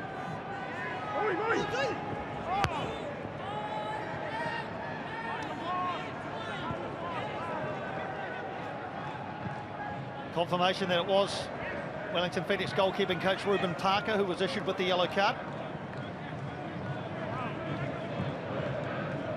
Presumably on the advice of the fourth official, or maybe the assistant referee. Jonathan Barrero seemed too far away to hear anything. Upshot is a yellow card for Reuben Parker. Here come the Jets again through Taylor. Dangerous, into the area, Clayton Taylor. No one at the far post to tuck it in. Clayton Taylor, you mentioned his performance here last year as being eye-catching, and here we go again. Well, last year, he really jumped off the screen with moments like that. Clayton Taylor is a bulldog of a player, very direct, uncompromising, and that time given a half yard by Paolo Retro, I believe it was. Tim Payne was trying to break forward, and Reuben Parker is the man there just writing notes in the middle of your screen. He received the yellow card. As you said, Tony, it's got to be under the advice of fourth official Ben Abraham, because Jonathan Barrero was too far away. Well, Wellington do lead, and the 80-minute mark is arriving, so even though it's a lead that perhaps doesn't seem as secure as it might have 10 minutes ago, I get the feeling the shirts will be off on a balmy Saturday afternoon up in yellow fever. That's a real shame, Tony, because they're just outside of the sun.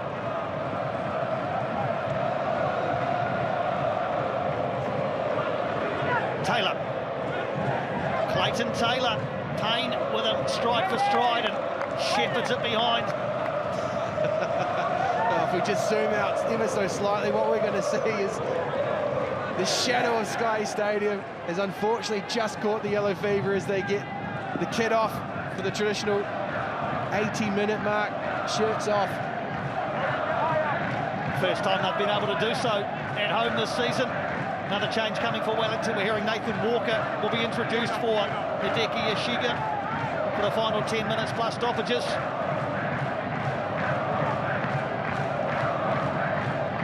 Getting his instructions from Giancarlo Italiano. Nathan Walker.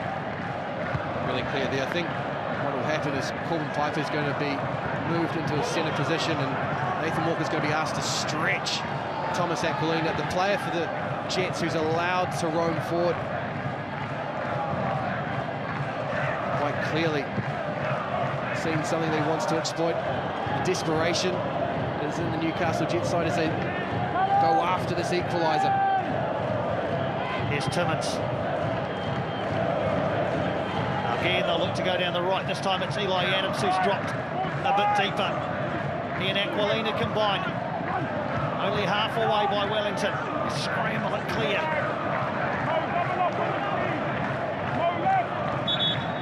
Certainly looking lethargic at the moment, Tiny. Needs some energy from the Wellington Phoenix's perspective.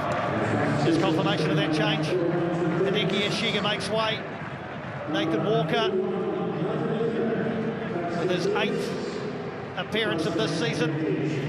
Majority of those have come from the bench.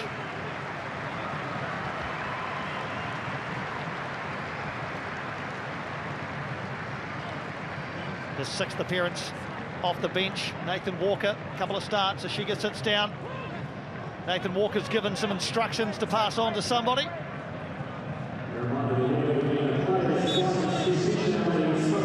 Looks like we've got movement on the Newcastle bench as well. Some last-minute instructions being given to Dobson and Vidic. Foul by Barbarousis, and Newcastle will have the opportunity to set up a set-piece situation. Justin Vidic waits for his instructions. Will Dobson, as well as you say. Jacob is also there, the 17-year-old.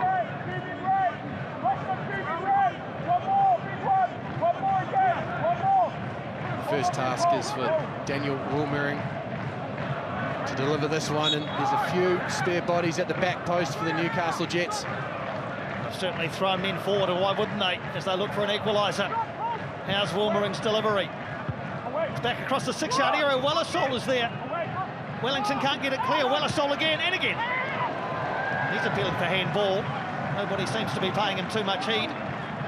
Wellersol looking for his first Newcastle Jets goal. Well, again, it stood up to the back post, and the Wellington Phoenix do not defend this. with any sort of conviction. They're not convincing. Eventually falls to Wellington. Trods that one over the crossbar. Question is, will Dobson and Vidic be able to drive home this impetus that Rob Stanton's men are starting to build? Yeah, they replace Eli Adams and Clayton Taylor. So energy and enthusiasm required from Will Dobson, the 17-year-old, and Justin Vidic, who's just 20, scholarship player signed from Marconi Stallions. Eli Adams has had a good game. He'll have to watch the rest from the sideline, though. It's quite clear what Rob Stanton wants from his side now. Wellington, Vidic, Dobson, Bayliss just sitting in behind Ben Gibson. Here come Wellington, though, with a chance perhaps for Nathan Walker to make an instant impact. Walker! Set free by Elte. Find the target, Nathan Walker. Well, that's to the template for Giancarlo Italiano. We saw him giving the instruction, and it's exactly that sort of moment that he was looking to create for Nathan Walker. He flashes that one up.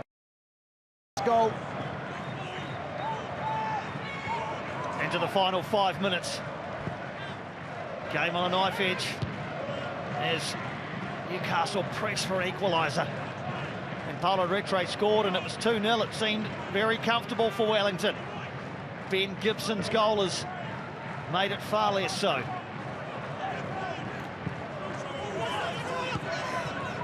Now towards the right. Newcastle again. Aquilina trying to free up Dobson, couldn't quite. Kankar slides in and wins the ball back. Foul on the edge of the area by Alex Rufer. Another free kick coming the way of the Newcastle Jets.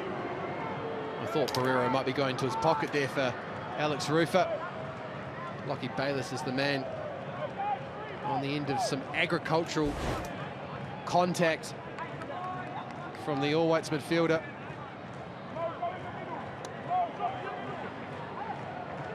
Newcastle can sense there's going to be a moment here. The question is, can the Phoenix remain disciplined, deny Newcastle for the last 5 or so minutes? At the moment, it just feels like they're surviving and just surviving.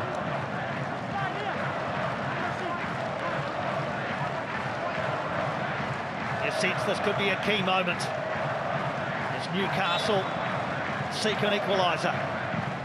Planted into the 6-yard area, away by Sutton. Helped forward by Timmins. Brought down really nicely by Shushnar, but then it just trips over the line. Well, you can question the delivery from Will Merring, but Sam Sutton got across that line, did exactly what his goalkeeper and his captain were wanting, and then Shushnar with the altitude sickness.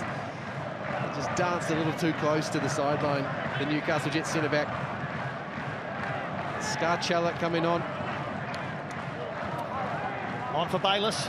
So, yep, Matthew Scarcella, another 20-year-old, game number 11 in the A-League. So, Rob Stanton playing all of his cards as he looks for a second goal that would earn his side a share of the points.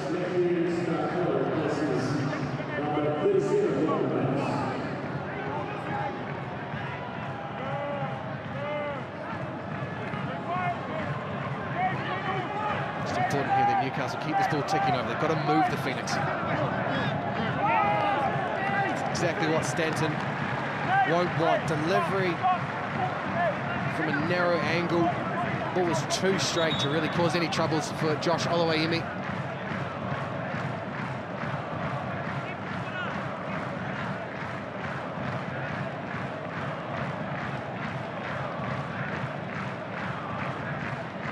Auckland FC against the Mariners to come at the conclusion of this match. 7 o'clock kickoff on Sky Sport 3. We're going to have 5 extra minutes minimum here, so still plenty of time. Meantime, the Wellington Phoenix women are in Melbourne. 7 o'clock kickoff over there against the league leaders Melbourne City in the Ninja A-League. And a bit of a pressure reliever here as Wellington commits the foul. Free kick for Wellington as we approach the final minute of regulation and then the extra 5. There'll be no hurry here as a dejected-looking Wellington gives Palo Retro the free kick, and Tim Payne was receiving instructions from Adam Griffiths. Clearly just wanting to manage the threat that the Newcastle Jets are posing, and this has been wasteful from the Wellington Phoenix this afternoon. Sam Sutton thinks that should have been a throw-in, however. He thought it took a nick off a Newcastle player. Referee and his team disagreed, so here come the Jets again. Wellington down in the shadows on this Western touch. Aquilina and Dobson. Kanka. Shushna. Scarcella. Here's Dobson. The freshly arrived Scarcella. The cross is good. Made by Wellington. A bit of speculator from 35 yards out. Still there though for Gibson. Confirmation of the extra 5. And they begin with Newcastle hot on attack. Dobson. Away by Rufa. Scarcella.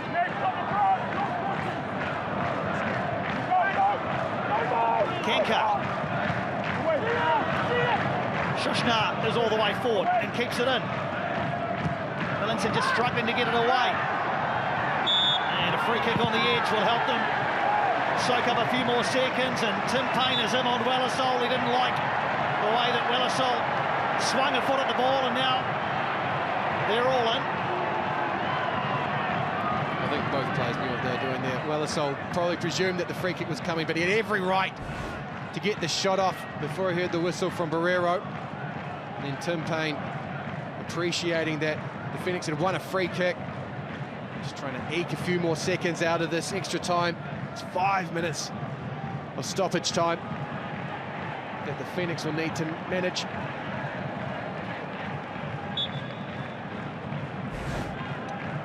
Well, Tim Payne, who we didn't expect to see it all today, is into the 92nd minute and still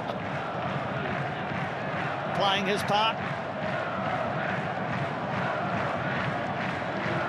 It speaks to the character of the man called upon both club and country. An important player for the Wellington Phoenix, but also for the All Whites. As you said, Donny, no doubt that that man said, I want to play today. I understand the importance of this moment for this football team.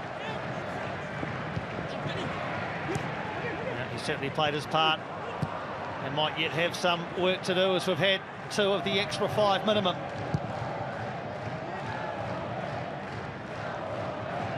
Transmission here has to be patient for Newcastle. We've got to work the gap. They know the Phoenix are tired. Wilmering into the setting sun on the far side. Sutton gets it away. Walker urged to take it forward by the crowd, but can't hold on to it. Scarcella has it. Walker's all over him. It's a fair fight, says the referee. The Jets come away with it. Gibson can't quite control. Timmins still driving his team forward. Dobson's peeled away to the right. Timmins away by Rufa. It's just sheer volume of bodies at the moment that the Jets are struggling to navigate. Dobson can't bypass Sutton, but they have got the throw.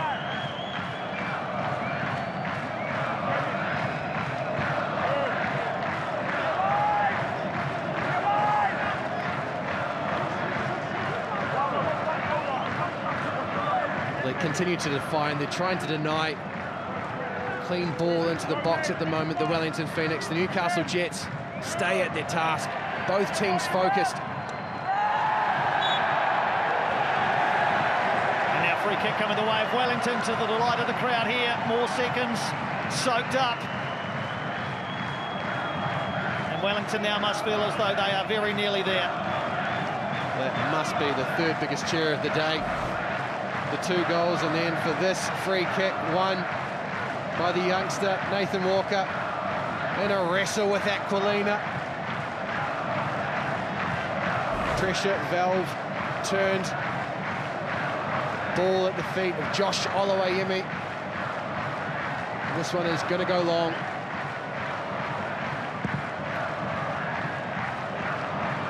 Oluwayemi bangs it long. We're into the final minute of added time.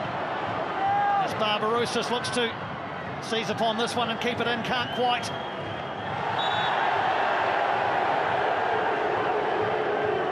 A bit of a coming together over there in the corner in front of Yellow Fever. Newcastle have to go 100 metres. One chance left perhaps for them to do so, to take something away from Wellington.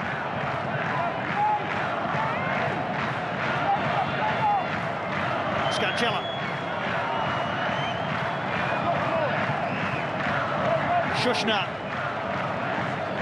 Kanka. Lofts it in again. Oluwayemi saw it coming and it drops into his arms under pressure from Vidic.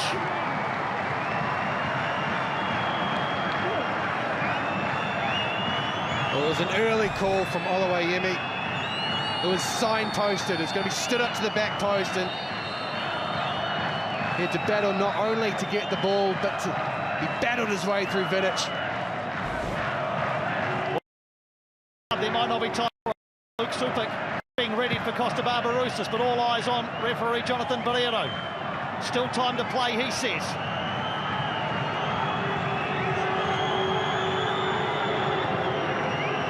One more chance for Newcastle snuffed out. Wellington Phoenix end 2024 with a win. They were made to win, but 3 points secured courtesy of eye-catching goals from Costa Barbarouses and Poldo Retre. Ben Gibson halved the margin late, but there's your final score. Wellington Phoenix 2, Newcastle Jets 1.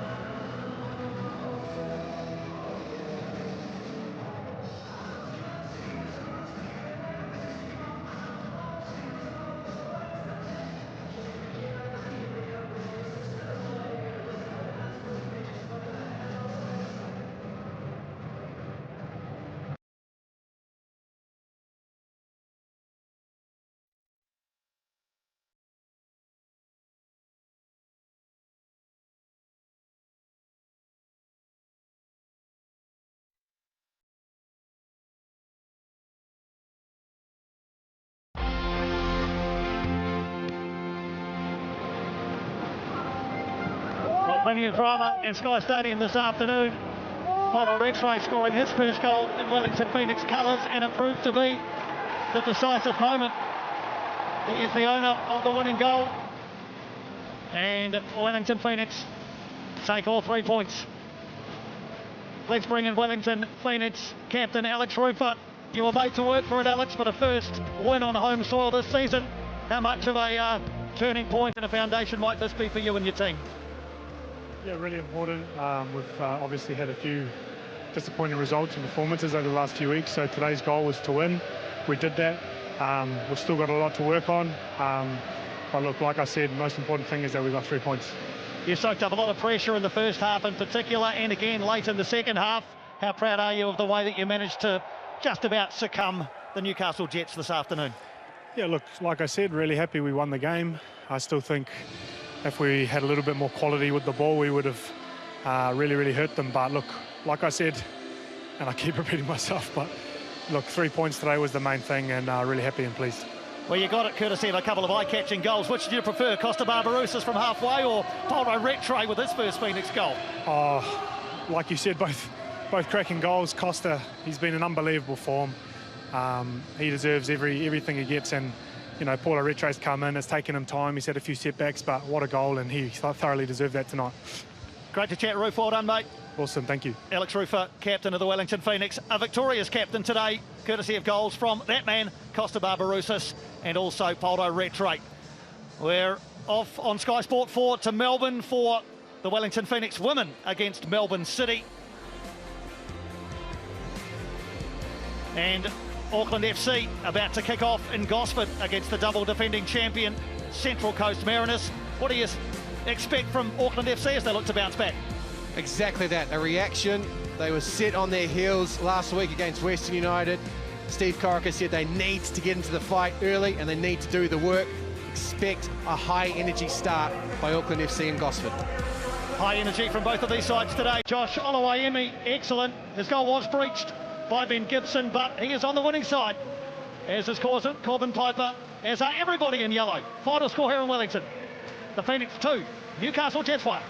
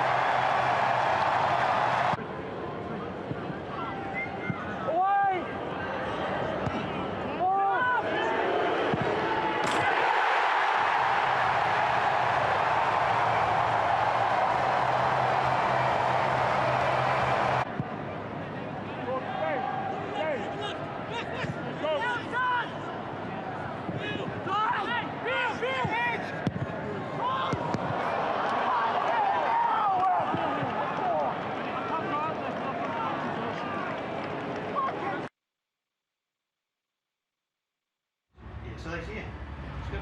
Well, I'm taking it out of the Wi-Fi. It goes so far. What are you, what, the Wi-Fi or your hotspot? No, this was just like the Wi-Fi.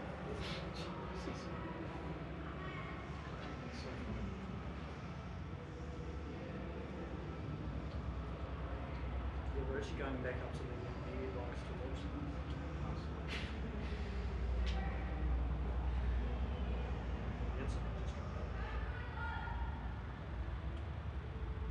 So, in Gibson, is he going to be making a late entry into power rankings? Well, who knows? That was a good nugget. Who knows? Probably scored straight after as well.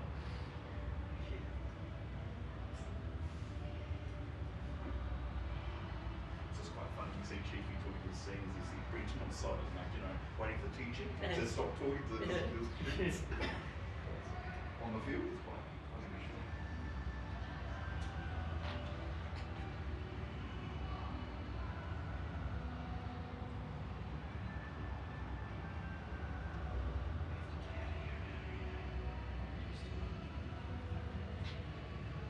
I think that's easiest.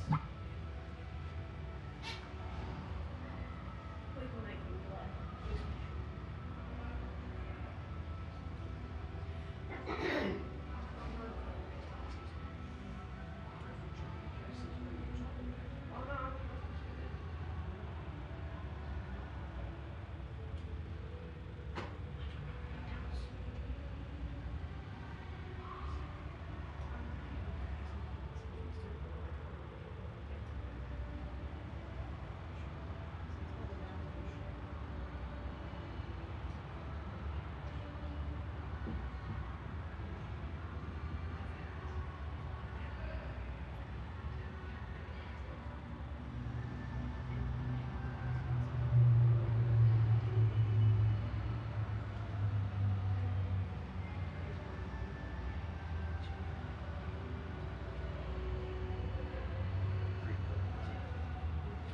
Like, honestly, though, it's Jets with guns on it.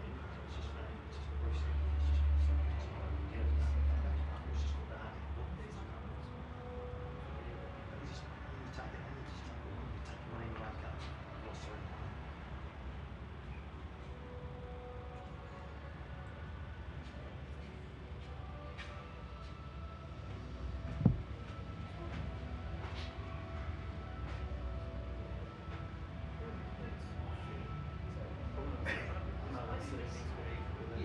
I do the setting and the looking great. I do the setting and the looking great. It's when my school seat lies. I sit, I look pretty, I'm playing it out to do more. Mika trying to do that.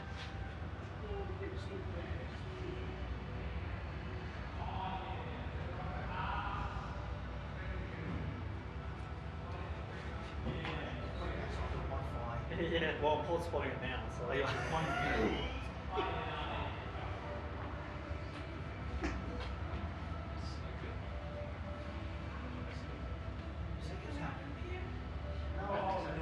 You have to come out because Matt's coming down here. Is he, whereabouts is he? I've told him to come down here. scarf. Look at the cold. So good. Is that what he wants to say? Yeah, of course. Put him in the wrong room. Is he now at the, I've told him to come down, he's just disappeared, mate. I'll find him. No, wait. just, you want to message me when you, now, I'll have to do this obviously, but. Coming through. You need to put it on, we need a selfie. Go see it. It's a legendary scarf. That would Let's cost go about as well. straight to the ballroom.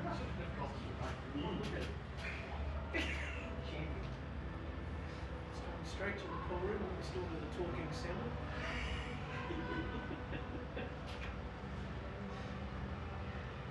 Very cool.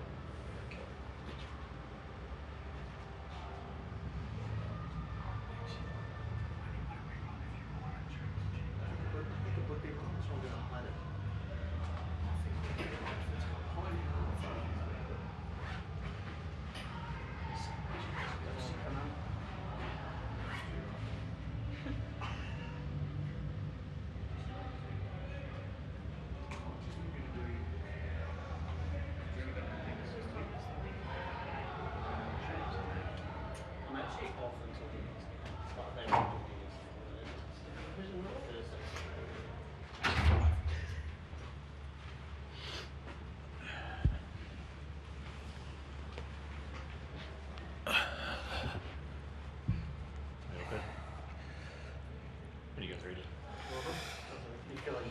might have got something out of there? You had so many chances. Yeah, I think so. I think I looked at the numbers and that. We had, I think, 20 shots, seven on target, 3 big chances. I think we did enough. Well, we didn't do enough. We created enough to possibly get a win or a point out of the game. But you know, when you look at it, it's at the end of the day, you actually haven't done enough because you haven't done it. And I think the game was. I don't think you can win a game in the first 2 minutes, but you can almost lose a game. And I think we did a pretty good effort to lose a game in the first 5 minutes. We just didn't. We were passive with our passing and no conviction at the start. I had a gut feeling they would sit a little bit, and we needed to be. And when they would release players with pressure, and we went through it over and over again. And again, players weren't ready to play, I thought, and we paid the price for it. And then we're playing catch-up football. Credit to them for not panicking. That's the one thing we've matured a bit, but there's other areas of our game we need to get better at. Ready to play, ready to start, making sure, managing games. We've improved in that area, but today we failed in being ready to play, and I think we got caught out. Yeah, because with the first goal, is that purely just the loose pass, or should you go? It's just no poor concentration, not ready to play, not ready to move the ball tempo, identifying when they're going to release players. We went right through it. They did exactly what we said they were going to do, sloppy, casual, not ready to play, and we paid the price. It's a collective. It's not an individual. That's a collective. All of them were doing it, not just one player, 2 players. The whole lot of them were doing it. And again, they're young, and don't want to keep saying they're young. You have to be ready to play. But you can see they can compete. They create chances away from home. We had plenty of ball, plenty of areas of good possession, not just possession for the sake of keeping the ball. I thought we got into areas we discussed at half time where we need to get the ball into and how to do that. We conceded again, so then I had to chance my hand and again change the shape a bit, change the structure, see if we can get a bit more penetration, have a bit extra number higher, so we didn't have to reconnect once we built past them, and we scored from it. So he we're on the right direction, but again, I think in the end the second goal really hurt us, so it's disappointing. You do have a lot of purposeful possession, Rob, and it created a lot of chances. Yeah. Can you put your finger on why you weren't able to score earlier or more goals? Look, I think it's an issue with us. We're still in that phase where we don't have that conviction, we don't have that experience to nail teams in that front third. I think we've come a long way in getting there and now building pressure. If you look in the last few months and from last year, our possession rate's a lot higher. We're still creating the same amount of chances, yet the shape's changed. We've got one less player in certain areas where we had before. I've had to adjust to the players that I've had. So we've progressed there, but we're not progressing enough to get 3 points when we need it. So I'm disappointed. Again, I have to accept it and be better in what I do and better in getting the messages. I'll go back and look at how we can develop the players or prepare the players to be able to do that. The good thing is we created plenty of chances. It's just a matter of that moment, that instinct to finish it. And sometimes that's, look at someone like Ben Gibson, who doesn't have the exposure as what others have had, and he's been asked to step up, and I think he's doing a terrific job.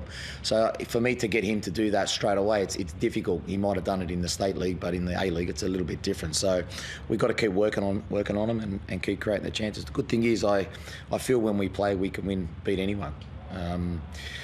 But you've actually got to do it, and I think we set ourselves up to do it. I think again, big moments let us down. We let ourselves down. Beautiful. Thank you, Rob. Thanks, guys. Safe travels home, mate. Thank you.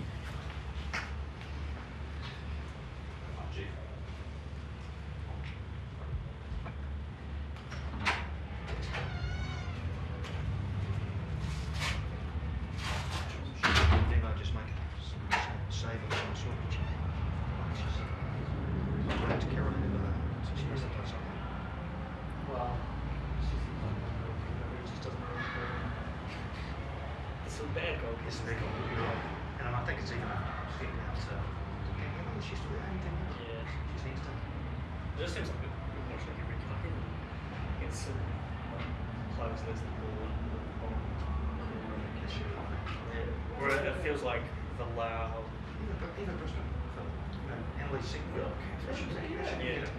And like just across the board, you see it, where it seems like the Phoenix going with an import. It's just solid.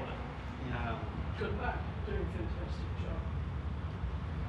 Because last season they probably weren't getting most of those goals themselves. I think Newcastle are quite a good team, though. Like, If you threw 5 good balls into that team, Oh, that would actually be quite good. but if you gave them a decent striker and maybe a creative midfielder or even just a 6, because what have they got? Just one side. And Is you it can start is it- thinking and stuff. Do you know? Yeah, you can. We'll put the 1-0 after. Really? Yeah. Who scored? So high. Roki Boys Saka. put him straight out to right back. And To reach Chester down for the Wellington floating ball towards the edge of the 6-yard box. Saka rose to meet it. And Coward has hit it home.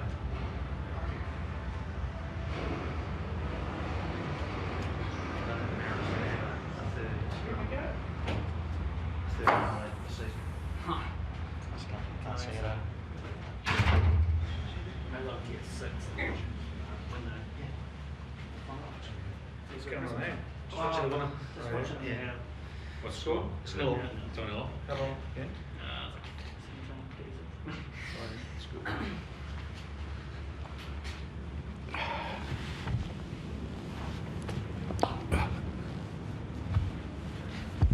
When you're ready, guys.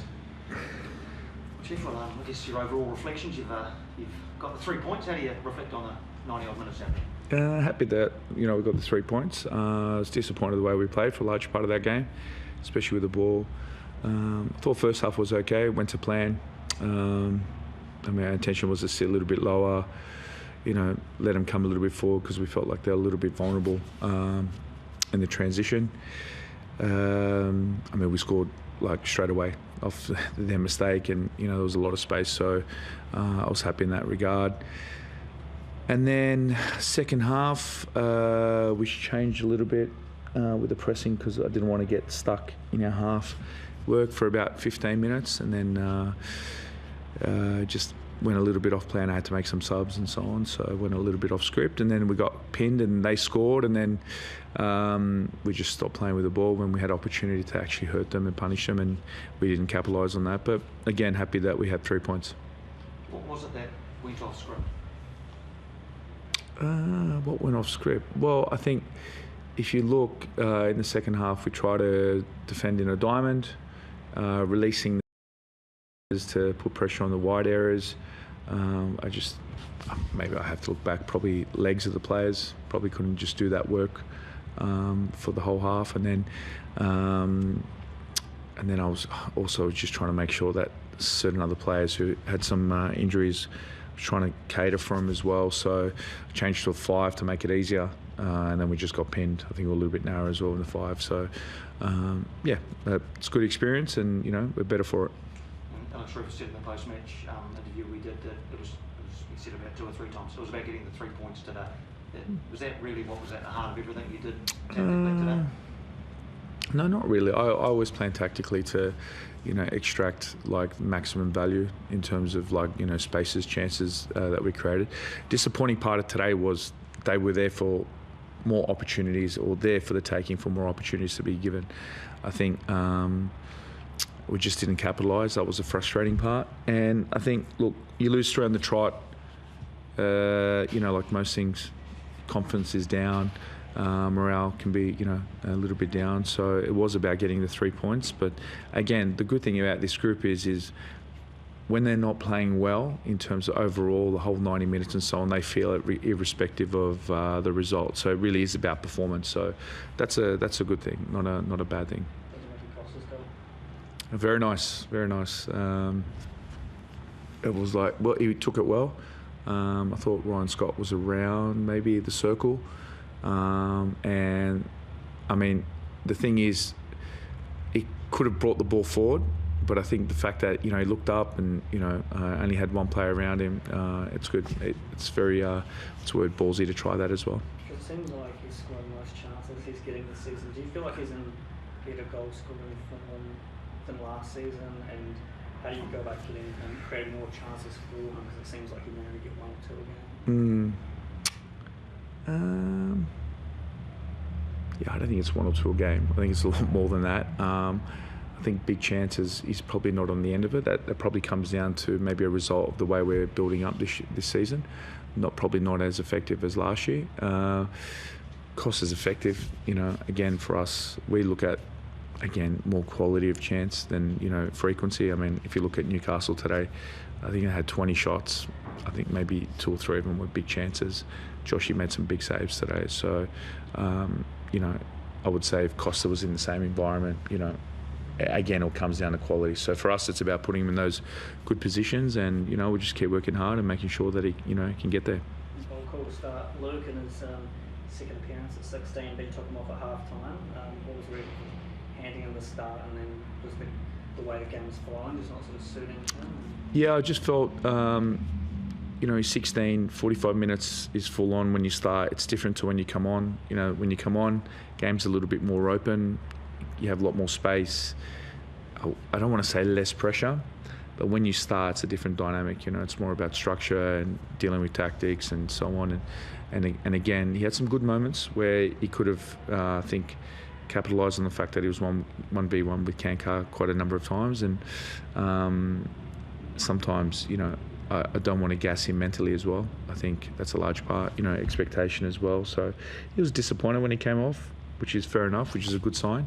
But he'll build on that 45 minutes hopefully, and then have more time somewhere, in the season. The other selection was obviously at centre back, bringing Matt Sheridan and Violet Hughes.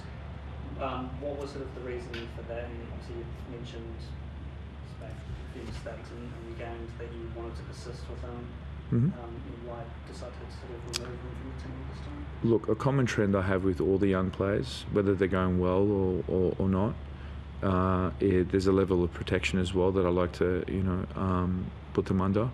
Sometimes, when you're going too well as well, expectations high, and then you have a bad performance, it's how they deal with that. Again, on the flip side, Hughes was very good for us in pre-season, the first couple of games. But sometimes, football has a certain weird way with momentum, like if you score an own goal and then the next week, give a handball away and then, you slip over. Not that they were, done because of lack of want or trying. It was just more circumstance. So for me, my responsibility, my duty of care is to make sure that these players can go through these phases and periods and make sure that, I don't overexpose them. So that was the reasoning today. Again, I spoke to him about it. It's very clear. Same conversation I'm having now with you. He took it on board, and he has a burning desire that this is what he wants for the rest of his life, and so he needs it as an experience, and he needs to grow and be better for it. How do you think Matt Sheridan went on the back four? I thought he did very well today. Maybe for lack of size, he's got a big heart, and he does a lot of good things off the ball. He reads the game quite well. He's a very good 1v1 defender, I thought today didn't look nervous at all. Looked very composed. How old is Shez? I think he's 19, 20. Like he's playing like he's been in the A-League for a while. So, for me, I'm very proud of those performances. So, all the young boys, they're all learning as well. It's no different to the other ones. So, but I'm very happy with his performance. You said, Christy, yesterday was to the effect of taking learnings or lessons from adversity. How do you assess this group's appetite to learn from adversity? I would say that it's in its infancy. I think that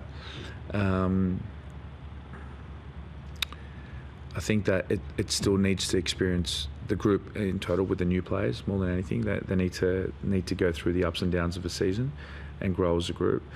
There's a chunk of players here now that have been signed for a 2-year period and beyond, even the young guys. So I think it's important, like games like this, the stretch that we had 3 games. I think suffering is a huge part of an evolution of a team. I think anyone that goes into a season thinking that it's going to be linear and you're going to win every game and you're going to be successful is really very naive. Last year, our success was built on the fact that a lot of those boys were here already for long periods. There were boys like Finn Sermon, who was in the environment for 3 years, Oldie 4 years, AP was here for 3 years, BK was here for a couple of years, and then you had the existing players like Roofs, Paney. They all had a nice common thread that ran through the team, the performance last year. I was very happy to be part of, privileged to be part of that. But this group is no different. We need to build our own history. We need to suffer a little bit. Anyone who knows anything about football, good things happen to teams that suffer and appreciate their wins and appreciate, the down times. And we're no different. So, we could go and win 10 games in a row now, or we could go and lose 10 games in a row, but either way, the team will mature for it. If you were voting for goal of the week, is it Costa or Paulo? I'm actually very happy for Paulo Retro. I think he needed it. I think, he works hard with all the new players in the team. They're taking time to settle, and and he took it really well, I thought. But I think Costa will slightly nudge him. And how's Tim Payne? Obviously, he was ruled out yesterday. Yeah. For me, that was probably the highlight of the day. Like yesterday, I could show you photos. We suspected a fracture. Knock on wood, nothing eventuated today. So I had planned without him for today. And then, we got a fitness test in the morning, said that he was okay. And that physio gave me the thumbs up, which was great. And knowing Paney, when he says he wants to play, it was, I know he can play, and he played 90, which is great. If you see the injury that he received, that led to his foot injury, it was a pretty bad injury. So for me, that's a good sign of leadership from a senior player. When things are, hard, he still wanted to play and contribute. What happened to him? So he went up for a challenge with a player. The player ran by accident his studs down the back of his leg, beat him up pretty bad. And then when he landed on the